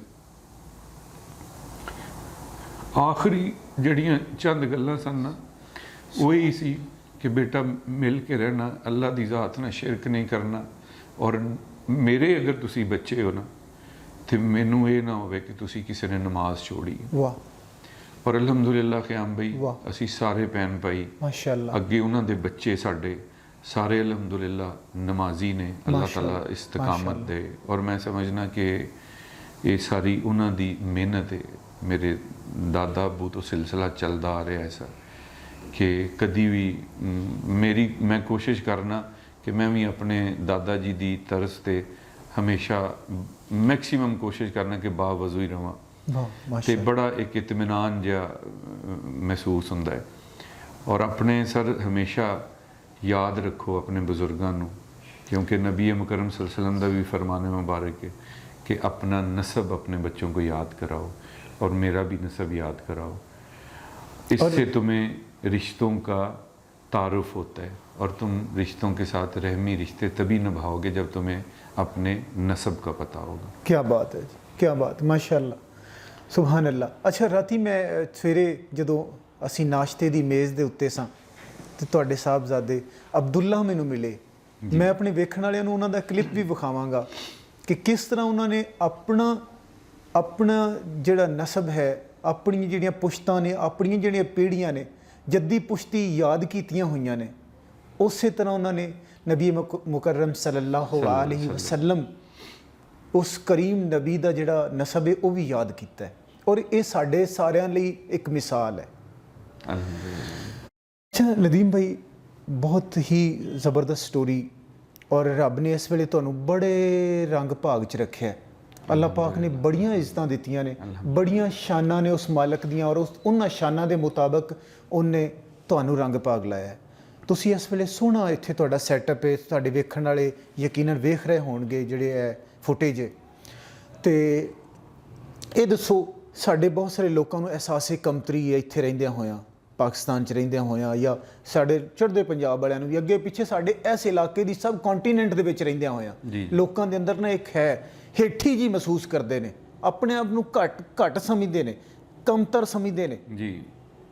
अपने अंदर उन्हां दे ये कह लो कि इत्मीनान नहीं है, सुकून नहीं है, अपने आप नू छोटा समझना। और छोटा जो बंदा समझे ना फिर वो बांदर तरह उल्टियां हरकतां करता है। सही वो अपना कद वधाउण पर उस टीशी तो चार छाल मार के उस टहनी ते उस टहनी तो उस टहनी ते सिर्फ अपना कद वड्डा शो करन पारों, विखाण पारों। तुसीं अमरीका गए हो सर, ਅਸੀਂ ਗੱਲ ਹੁਣ ਉਧਰ ਲੈ ਜੀ, ਚਲੀਏ, ਜੀ, ਕੋਈ ਜੀ। ਗੱਲ ਰਹਿ ਤਾਂ ਨਹੀਂ ਜੀ, ਗਈ ਜੀ, ਦਰਮਿਆਨ 'ਚ? ਨਹੀਂ। ਅਮਰੀਕਾ ਗਏ ਹੋ, ਸਾਨੂੰ ਦੋ ਗੱਲਾਂ ਦੱਸੋ। ਅਮਰੀਕਾ ਦਾ ਬੜਾ ਭਰਵਾਂ ਤੁਸੀਂ ਉੱਥੋਂ ਦਾ ਟੂਰ ਕੀਤਾ, ਬੜਾ ਭਰਵਾਂ ਉੱਥੇ ਦੌਰਾ ਕਰਕੇ ਆਏ ਹੋ। ਜੀ। ਸਾਨੂੰ ਇਹ ਦੱਸੋ ਕਿ ਕੀ ਵਾਕਈ ਉਹਨਾਂ ਦੀ ਤਰੱਕੀ ਉਸੇ ਤਰ੍ਹਾਂ ਦੀ ਹੈ ਜਿਸ ਤਰ੍ਹਾਂ ਸਾਨੂੰ ਵਿਖਾ ਕੇ ਉਹਨਾਂ ਨੇ ਜ਼ਿਹਨੀ ਮਰੀਜ਼ ਬਣਾ ਦਿੱਤਾ ਹੈ? ਅੱਛਾ, ਤੁਸੀਂ ਦੱਸਿਆ ਰਾਤੀ ਕਿ ਜਿਸ ਵੇਲੇ ਤੁਸੀਂ ਉੱਥੇ ਗਏ ਹੋ ਅਮਰੀਕਾ ਤੇ ਵੱਡੇ ਵੱਡੇ ਸ਼ਹਿਰਾਂ ਦੀ ਰੰਗਬਾਜ਼ੀਆਂ ਉਹਨਾਂ ਨੇ ਤੁਹਾਨੂੰ ਵਿਖਾਈਆਂ, ਤੁਹਾਡੇ ਬੇਲੀ ਸਨ ਜਿਹੜੇ ਮਿੱਤਰ ਉੱਥੇ ਸਨ, ਤੁਸੀਂ ਫਿਰ ਉਹਨਾਂ ਨੂੰ ਕਿਹਾ ਕਿ ਮੈਨੂੰ ਵਿਖਾ ਤੂੰ ਅਸਲੀ ਚਿਹਰਾ ਅਮਰੀਕੀਆਂ ਦਾ। ਫਿਰ ਤੁਹਾਨੂੰ ਕਿੱਥੇ ਲੈ ਕੇ ਗਿਆ ਉਹ ਤੇ ਕੀ ਵਿਖਾਇਆ ਉਹਨੇ? ਮੈਂ ਕਿਹਾ ਸਾਹਿਬ ਸਤੰਬਰ 2019 ਚ ਮੈਂ ਅਮਰੀਕਾ ਗਿਆ। ਮੈਂ ਕਿਹਾ ਅਸੀਂ ਵੀ ਯਾਤਰਾ ਕਰੀਏ ਨਾ ਕਿ ਜੀ ਕੀ ਇਹ ਕਲਚਰ ਵੇਖੀਏ ਨਾ। ਮੈਂ ਤੁਹਾਨੂੰ ਦੱਸਦਾ, ਕਲੀਅਰ ਕਰਦਾ, ਮੈਨੂੰ ਕੋਈ ਕੰਪਲੈਕਸ ਨਹੀਂ, ਕੋਈ ਸ਼ੌਕ ਪੈਸ਼ਨ ਨਹੀਂ ਕਿ ਮੈਂ ਜਾ ਕੇ ਮੈਂ ਸਰ ਯੂਰਪ ਵੀ ਸਾਰਾ ਫਿਰਿਆ। ਅਮਰੀਕਾ ਦੀਆਂ ਜਿਹੜੀਆਂ ਮੋਟੀਆਂ 10-12 ਵੱਡੀਆਂ ਸਟੇਟਸ ਨੇ ਸਾਰੀਆਂ ਥੋਰਲੀ ਮੈਂ ਫਿਰੀਆਂ ਨੇ, by road, by train, bye air ਗਿਆ। ਬਿਲਕੁਲ ਠੀਕ ਹੈ। ਮੈਨੂੰ ਉਹ ਸਾਰਾ ਸਰ ਵਿਖਾਣ, ਨਿਊਯਾਰਕ ਤੇ ਮੈਨਹੈਟਨ ਤੇ ਇਹ ਵਾਲੇ ਏਰੀਏ ਵਿਖਾਣ। ਮੈਂ ਕੋਈ ਹਫ਼ਤਾ ਰਹਿ ਕੇ ਮੈਂ ਕਿਹਾ ਭਾਈ ਜੀ ਇਹ ਕਿਆ ਵਾਕਿਆ ਸਾਰਾ ਅਮਰੀਕਾ ਹੀ ਇੰਜ ਦਾ ਹੈ? ਤੇ ਫਿਰ ਤੋਂ ਕੋਈ ਸਮਝੀਏ ਕਿ ਅਸੀਂ ਬਹੁਤ ਪਿੱਛੇ ਹਾਂ। ਤੇ ਮੈਨੂੰ ਮੈਂ ਕਿਹਾ ਕੋਈ ਤਸਵੀਰ ਦਾ ਦੂਜਾ ਰੁਖ ਵੀ ਵਿਖਾਓ ਨਾ ਕਿ ਸਾਰੇ ਇੱਥੇ ਮਲਟੀ ਬਿਲੀਅਨਰ ਹੀ ਨੇ। ਠੀਕ ਹੈ, ਜਦੋਂ ਤੁਹਾਨੂੰ ਸਰ ਨਿਊਯਾਰਕ ਦੇ ਮੈਨਹੈਟਨ 'ਚ ਲਿਜਾਣਗੇ ਵਕਤੀ ਤੌਰ ਤੇ, ਲਿਜਾਣ ਵਾਲੇ ਵੀ ਉੱਥੋਂ ਦੇ ਬਾਸੀ ਨਹੀਂ, ਜਾਣ ਵਾਲਾ ਵੀ ਉੱਥੋਂ ਦਾ ਬਾਸੀ ਨਹੀਂ, ਤੇ ਅਸੀਂ ਕਿਉਂ ਬਗਾਨੀਆਂ ਬਿਲਡਿੰਗਾਂ ਵੇਖ ਕੇ ਤੇ ਆਪਣੇ ਆਪ ਨੂੰ ਕਮਤਰ ਸਮਝੀਏ? ਮੈਂ ਕਿਹਾ ਕੋਈ ਇਹਦਾ ਦੂਸਰਾ ਰੁਖ ਵੀ ਦਿਖਾਓ ਜਿਹੜਾ ਐਡਾ ਵੱਡਾ ਅਮਰੀਕਾ ਹੈ, ਵਸੀਹ ਹੈ, ਸਾਰਾ ਮੈਨਹੈਟਨ ਤੇ ਨਹੀਂ। ਉਹਨੇ ਕਿਹਾ ਜੀ ਉਹਦੇ ਲਈ ਤੁਹਾਨੂੰ ਟਰੈਵਲਿੰਗ ਕਰਨੀ ਪਏਗੀ। ਮੈਂ ਕਿਹਾ ਜੀ ਮੈਂ ਜਾਵਾਂਗਾ ਤੁਹਾਡੇ ਨਾਲ, ਤੁਹਾਡੀ ਮਿਹਰਬਾਨੀ। ਅਸੀਂ ਗਏ ਸਰ ਓਹਾਈਓ ਸਟੇਟ ਗਏ, ਪੈਨਸਿਲਵੇਨੀਆ ਓਹਾਈਓ ਸਟੇਟ ਗਏ, ਐਮਿਸ਼ ਕਬੀਲਾ ਦੇਖਿਆ। ਓਹਾਈਓ ਸਟੇਟ ਦੇ ਵਿੱਚ ਸਰ ਅਮਰੀਕਾ ਦੀ ਬਹੁਤ ਬੜੀ ਸਟੇਟ ਹੈ ਔਰ ਬੜਾ ਕਲੀਦੀ ਕਿਰਦਾਰ ਅਦਾ ਕਰਦੀ ਹੈ ਸਦਾਰਤੀ ਇਲੈਕਸ਼ਨ 'ਚ ਓਹਾਈਓ ਸਟੇਟ, ਬਹੁਤ ਬੜੀਆਂ ਸੀਟਾਂ ਨੇ। ਮੈਂ ਸਰ ਆਪਣੀ ਅੱਖਾਂ ਨਾਲ ਵੇਖਿਆ ਅਮਰੀਕਾ ਨੂੰ, ਇੱਥੇ ਵੇਖਿਆ ਮੈਨਹੈਟਨ 'ਚ, ਤੇ ਫਿਰ ਉਹਦੀ ਅਖਲਾਕੀ ਪਸਤੀ ਮੈਂ ਓਹਾਈਓ ਸਟੇਟ ਦੀ ਇੱਕ ਮੈਂ ਮਿਸਾਲ ਦੇ ਰਿਹਾ ਤੁਹਾਨੂੰ। ਉੱਥੇ ਸਰ ਆਬਾਦੀਆਂ ਜਿਸ ਤਰ੍ਹਾਂ ਸਾਡੇ ਇੱਥੇ ਕਲੋਨੀਜ਼ ਨੇ ਨਾ, ਉੱਥੇ ਆਬਾਦੀਆਂ ਆਬਾਦ ਨੇ, ਪਿੰਡ ਕਹਿ ਲਓ, ਕੰਟਰੀ ਸਾਈਡ ਵੀ ਤੁਸੀਂ ਕਹਿ ਸਕਦੇ, ਲੇਕਿਨ ਪਿੰਡ ਵਾਲੇ ਪਾਸੇ ਜਿਹੜੇ ਨੇ ਤੁਸੀਂ ਇਸ ਟਾਊਨ ਚਲੇ ਜਾਓ, ਤੁਸੀਂ ਚਲੇ ਜਾਓ ਕੰਟਰੀ ਸਾਈਡ ਤੇ ਚਲੇ ਜਾਓ, ਜਾਂ ਮੇਨ ਮੈਂ ਓਹਾਈਓ ਦੀ ਗੱਲ ਕਰਨਾ ਕਿ ਐਵੇਂ 4-4 5-5 ਕਿਲੋਮੀਟਰ ਦੂਰ, ਤੇ ਉਹ ਮੇਨ ਹੀ ਹੁੰਦਾ ਤਕਰੀਬਨ। ਹਾਂ, ਇਹ ਕਹਿ ਲਓ ਮੇਨ ਹੀ ਕਹਿ ਲਓ, ਲੇਕਿਨ ਥੋੜਾ ਜਿਹਾ ਸ਼ਹਿਰ ਤੋਂ ਦੁਰੇਡਾ ਜੀ, ਸ਼ਹਿਰ ਤੋਂ ਥੋੜਾ ਜਿਹਾ ਹਟ ਕੇ ਹਟਵਾਂ ਜਿਹੜਾ ਇਲਾਕਾ ਸੀ। ਠੀਕ ਹੈ। ਉੱਥੇ ਗਏ ਸਰ, ਮੈਂ ਆਪਣੀਆਂ ਇਹਨਾਂ ਗੁਨਾਹਗਾਰ ਅੱਖਾਂ ਨਾਲ ਦੇਖਿਆ ਸਰ ਇਖਲਾਕੀ ਪਸਤੀ, ਬੇਰੋਜ਼ਗਾਰ ਲੋਕ, ਉਹ ਵਿਹਲੇ ਰਹਿਣਾ ਗਿੱਜੇ ਨੇ, ਔਰ ਸਰਕਾਰ ਕੋਲੋਂ ਜਿਹੜੇ ਉਹਨਾਂ ਨੂੰ ਕੋਈ ਮੰਥਲੀ ਪੈਕੇਜ ਮਿਲਦਾ $500-600 ਦਾ ਸਰ, ਉਹਦੇ 'ਚ ਉਹਨਾਂ ਨੇ ਟੈਕਸ ਪੇ ਕਰਕੇ ਘਰ ਦਾ ਜਿਹੜਾ $200-300 ਬਚਣਾ ਹੈ। ਉਹਨਾਂ ਦਾ ਲਾਈਫ ਸਟਾਈਲ ਕੀ ਹੈ ਸਰ? ਇਖਲਾਕੀ ਪਸਤੀ ਹੈ। ਲੋਕ ਨਸ਼ੇ ਦੀ ਹਾਲਤ 'ਚ ਮੂੰਹਾਂ 'ਚੋਂ ਝੱਗਾਂ ਨੇ ਨਿਕਲਦੀਆਂ, ਨੌਜਵਾਨ ਲੜਕੇ ਲੜਕੀਆਂ, ਔਰ ਆਪਣੇ ਉਹਨਾਂ ਦੇ ਘਰਾਂ ਦੇ ਦਰਵਾਜ਼ੇ ਅੱਗੇ ਖੜੇ ਨੇ ਸਿਰਫ ਨਸ਼ੇ ਦੇ ਹਸੂਲ ਲਈ। ਕੋਈ ਉਹਨਾਂ ਦੀ ਜ਼ਿੰਦਗੀ ਦਾ ਮਕਸਦ ਨਹੀਂ, ਕੋਈ ਉਹਨਾਂ 'ਚ ਇਖਲਾਕੀਆਤ ਨਹੀਂ। ਔਰ ਇੱਕ ਟਾਈਮ ਦੇ ਖਾਣੇ ਤੇ ਜਿਹੜੀ ਕੌਮ ਦੇ ਲੋਕ ਆਪਣੇ ਆਪ ਨੂੰ ਵੇਚ ਦੇਣ, ਤੇ ਤੁਸੀਂ ਉਹ ਵੀ ਆਪਣੀ ਤਸਵੀਰ ਵਿਖਾਇਆ ਕਰੋ ਕਿ ਇਹ ਵੀ ਅਮਰੀਕਾ ਦਾ ਹੀ ਹਿੱਸਾ ਹੈ।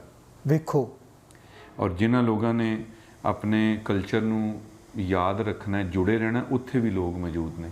ਉੱਥੇ ਐਮਿਸ਼ ਕਬੀਲਾ ਪੈਨਸਿਲਵੇਨੀਆ ਦੀ ਸਟੇਟ ਦੇ ਬਾਰਡਰ ਤੇ, ਕਿ ਜਿੱਥੇ ਤੁਸੀਂ ਯਕੀਨ ਕਰੋ ਖਿਆਮ ਸਾਹਿਬ ਕਿ ਬਿਜਲੀ ਵੀ ਨਹੀਂ ਉਹਨਾਂ ਨੇ ਲਗਵਾਈ। ਅੱਛਾ ਜੀ। ਉਹ ਸਟਿਲ ਪੈਦਲ ਔਰ ਟਾਂਗੇ ਘੋੜਿਆਂ ਤੇ ਰਹਿੰਦੇ ਨੇ, ਵਾਈ ਬੀਜੀ ਘੋੜਿਆਂ ਨਾਲ ਕਰਦੇ ਨੇ। ਉਹਨਾਂ ਦੇ ਉਸ ਏਰੀਏ 'ਚ ਨਾ ਮੋਬਾਈਲ ਫੋਨ ਨੇ, ਨਾ ਬਿਜਲੀ ਲਈ ਹੈ, ਨਾ ਕਾਰਾਂ ਨੇ। ਉਹ ਇਲਾਕਾ ਹੀ ਅਲੱਗ ਹੈ। ਉਹ ਈਸਾਈ ਨੇ, ਬੇਸਿਕਲੀ ਜਰਮਨਸ ਨੇ, ਜਰਮਨ ਈਸਾਈ ਨੇ ਜਿਹੜੇ ਜੰਗੇ ਅਜ਼ੀਮ 'ਚ ਇੱਥੇ ਸ਼ਿਫਟ ਹੋ ਗਏ ਸਨ। ਅੱਛਾ ਜੀ। ਤੇ ਉਸ ਤੋਂ ਬਾਅਦ ਉੱਥੇ ਸੈਟਲਡ ਨੇ ਐਮਿਸ਼ ਕਬੀਲਾ। ਔਰ ਉਹ ਅੱਜ ਵੀ ਉਹ ਬਜ਼ਾਹਿਰ ਅਪੇਰੈਂਟਲੀ ਤੁਹਾਨੂੰ ਨਜ਼ਰ ਆਉਣਗੇ ਕਿ ਜਿਸ ਤਰ੍ਹਾਂ ਤਬਲੀਗੀ ਜਮਾਤ ਵਾਲੇ ਨੇ, ਮੁਸਲਮਾਨ ਨੇ, ਲੇਕਿਨ ਉਹ ਮੁਸਲਮਾਨ ਤੇ ਨਹੀਂ। ਮਾਸ਼ਾਅੱਲਾ ਉਹਨਾਂ ਦਾ ਜੋ ਗੈਟਅਪ ਹੈ ਨਾ, ਉਹ ਬਜ਼ਾਹਿਰ ਮੁਸਲਮਾਨਾਂ ਵਾਲਾ ਹੈ। ਠੀਕ ਹੈ। ਔਰ ਉਹ ਚੀਜ਼ਾਂ ਬੜੀਆਂ ਆਪਣੇ ਕਲਚਰ ਨਾਲ ਉਹ ਵੀ ਲੋਕ ਜੁੜੇ ਨੇ, ਉਹ ਵੀ ਉੱਥੇ ਮੌਜੂਦ ਨੇ, ਜਿਹੜੇ ਅੱਜ ਵੀ ਨਈ ਇਸ ਜਿੱਦਤ ਨੂੰ ਉਹ ਨਫ਼ਰਤ ਦੀ ਨਿਗਾਹ ਨਾਲ ਦੇਖਦੇ ਨੇ। ਮੈਂ ਉਹਨਾਂ ਦੇ ਕੋਲ ਗਿਆ, ਮੈਂ ਉਹਨਾਂ ਦੇ ਕੋਲ ਮਿਲਿਆ, ਇਤਫਾਕ ਹੋਇਆ, ਮੈਂ ਉਹਨਾਂ ਦੇ ਪੁੱਛਿਆ ਲੋਕਾਂ ਨੂੰ, ਤੇ ਉਹਨਾਂ ਨੇ ਕਿਹਾ ਕਿ ਜੀ ਅਸੀਂ ਇਸ ਤਰੱਕੀ ਔਰ ਇਸ ਟੈਕਨੋਲੋਜੀ ਨੂੰ ਨਫ਼ਰਤ ਲਈ ਇਸ ਲਈ ਦੇਖਦੇ ਹਾਂ ਕਿ ਸੁਣਿਆ ਹੈ ਕਿ ਜਦੋਂ ਦੀਆਂ ਚੀਜ਼ਾਂ ਆਈਆਂ ਨੇ ਲੋਕ ਲੋਕਾਂ ਤੋਂ ਦੂਰ ਹੋ ਗਏ ਨੇ। ਅੱਛਾ ਜੀ। ਲੋਕਾਂ ਨੇ ਇੱਕ ਦੂਸਰੇ ਦਾ ਗਮ ਸ਼ੇਅਰ ਕਰਨਾ ਛੋੜ ਦਿੱਤਾ ਹੈ, ਲੋਕ ਜੈਲਸੀ ਦਾ ਸ਼ਿਕਾਰ ਹੋ ਗਏ ਨੇ, ਤੇ ਇਸ ਲਈ ਨਹੀਂ ਅਸੀਂ ਇਹਨਾਂ ਚੀਜ਼ਾਂ ਨੂੰ ਅਡਾਪਟ ਨਹੀਂ ਕਰਨਾ ਚਾਹੁੰਦੇ। ਅੱਛਾ, ਐਸੇ ਵੀ ਲੋਕ ਠੀਕ, ਇੱਕ ਇਹ ਦੇਖਿਆ। ਫਿਰ ਤੁਸੀਂ ਕਹਿੰਦੇ ਹੋ ਕਿ ਬੇਰੋਜ਼ਗਾਰੀ ਵੀ ਵੇਖੀ ਉੱਥੇ। ਬੇਰੋਜ਼ਗਾਰੀ ਵੀ ਬਹੁਤ ਜ਼ਿਆਦਾ ਜੀ। ਔਰ ਤੁਸੀਂ ਇਹ ਵੀ ਸਾਨੂੰ ਦੱਸਿਆ ਕਿ ਇੱਕ ਡੰਗ ਦੀ ਰੋਟੀ ਲਈ ਕੁੜੀਆਂ ਆਪਣੀ ਇੱਜ਼ਤ ਵੇਚ ਦਿੰਦੀਆਂ ਨੇ। ਬਿਲਕੁਲ ਇਸੇ ਤਰ੍ਹਾਂ ਹੀ ਜੀ ਅੱਜ ਵੀ। ਔਰ ਮੇਰਾ ਇਹ ਚੈਲੰਜ ਹੈ ਕਿ ਇਹਨੂੰ ਕੋਈ ਗਲਤ ਸਾਬਤ ਕਰੇ, ਕੋਈ ਅਮਰੀਕਨਸ ਗਲਤ ਸਾਬਤ ਕਰੇ। ਮੈਂ ਏਰੀਆ ਵੀ ਸਪੈਸੀਫਿਕਲੀ ਦੱਸ ਦਿੱਤਾ ਔਰ ਅੱਜ ਉਹ ਵੀ ਚੀਜ਼ਾਂ ਨੇ ਸਰ। ਤੇ ਇਸੇ ਤਰ੍ਹਾਂ ਹੀ ਨੇ ਜਿਵੇਂ ਮਾੜੇ ਤਗੜੇ ਹਰ ਇਲਾਕੇ 'ਚ ਨੇ।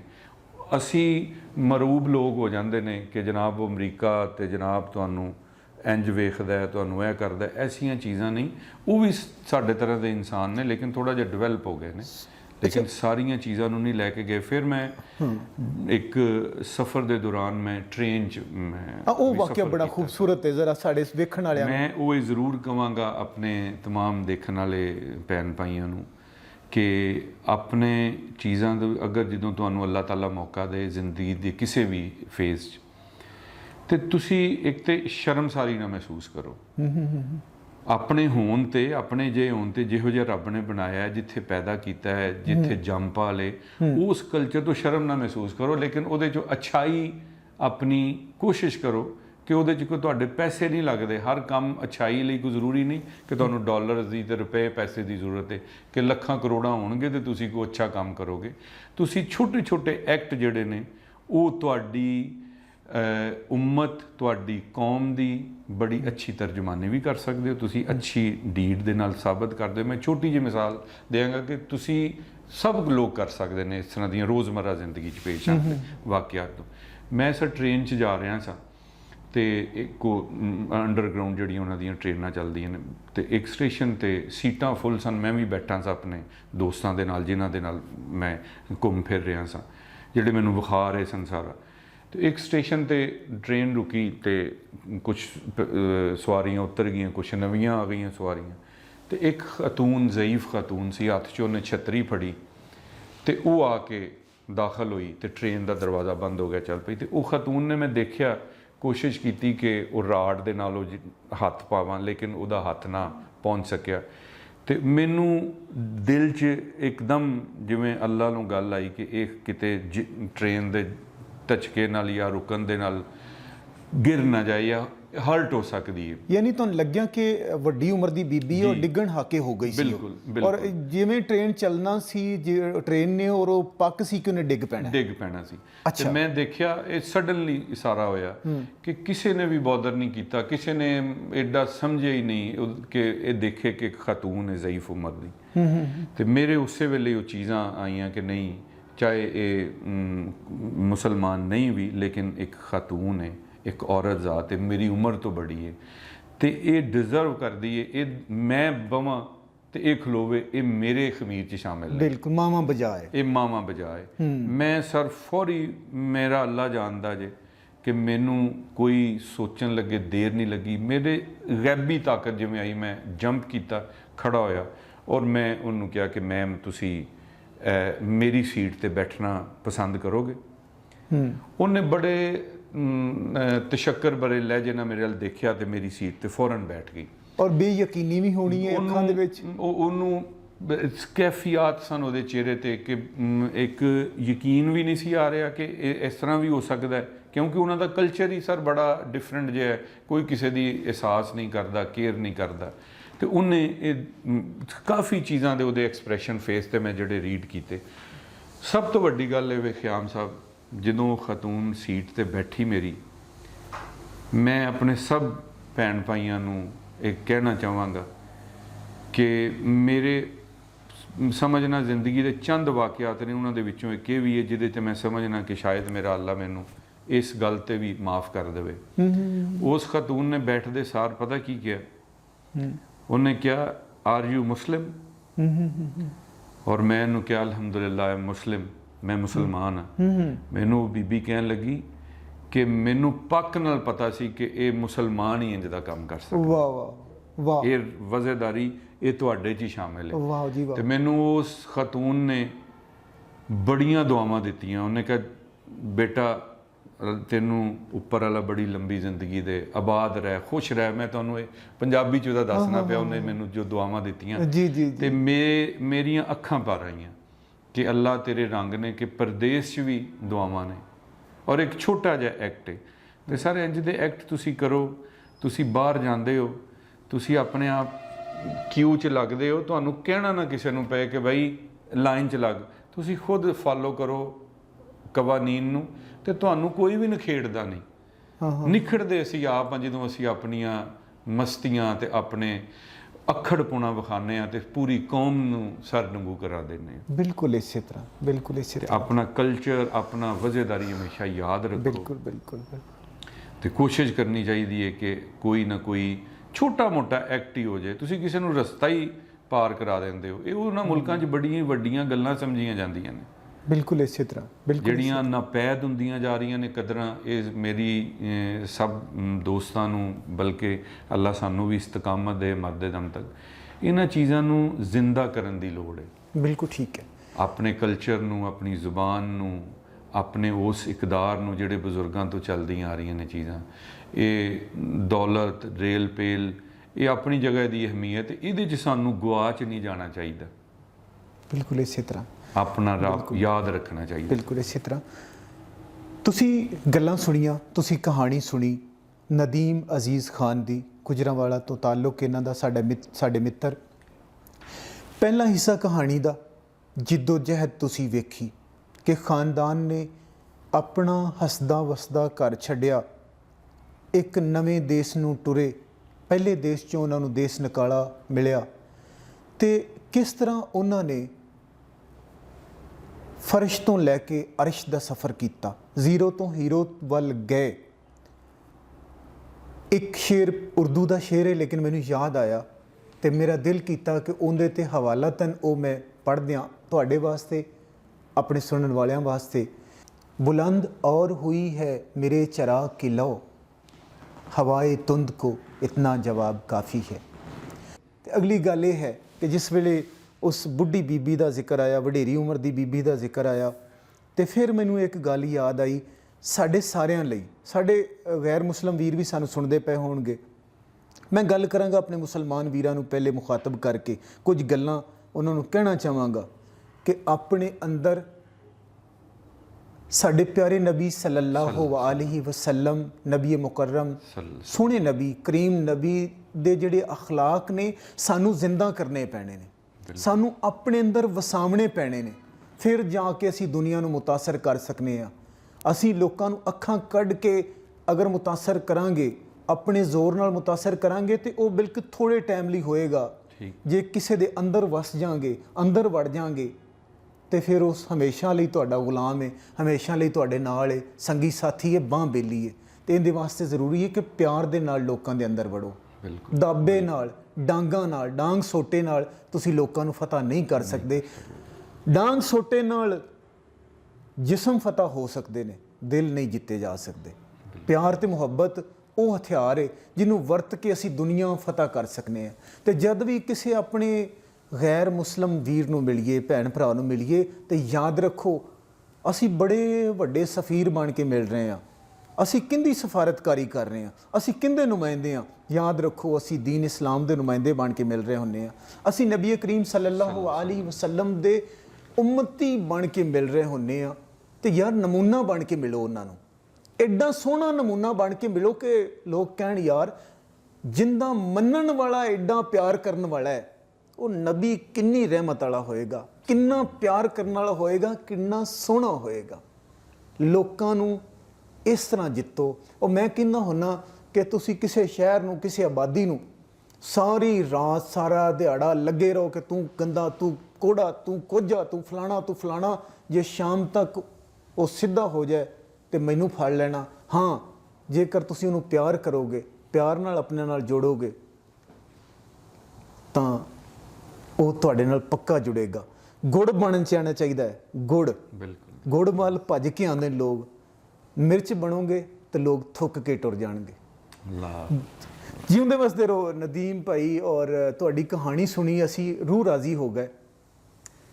ਕੋਈ ਜਾਂਦੀ ਜਾਂਦੀ ਵਾਰ ਕੋਈ ਗੱਲ ਸਾਡੇ ਵੇਖਣ ਵਾਲਿਆਂ ਨੂੰ ਤੁਸੀਂ ਕਹਿਣਾ ਚਾਹੋਗੇ? ਮੈਂ ਤਾਂ ਆਪਣੇ ਦਿਲ ਦੀਆਂ ਉਹ ਸਾਰੀਆਂ ਗੱਲਾਂ ਕਰ ਲਈਆਂ ਜਿਹੜੀ ਤੁਹਾਡੀ ਸਟੋਰੀ ਸੁਣੀ, ਔਰ ਮੈਂ ਸਲਾਮ ਪੇਸ਼ ਕਰਨਾ ਤੁਹਾਡੇ ਵਾਲਿਦ ਸਾਹਿਬ ਨੂੰ, ਅਬਦੁਲ ਅਜ਼ੀਜ਼ ਖਾਨ ਨੂੰ, ਔਰ ਦਾਦੀ ਮਰਹੂਮਾ ਨੂੰ।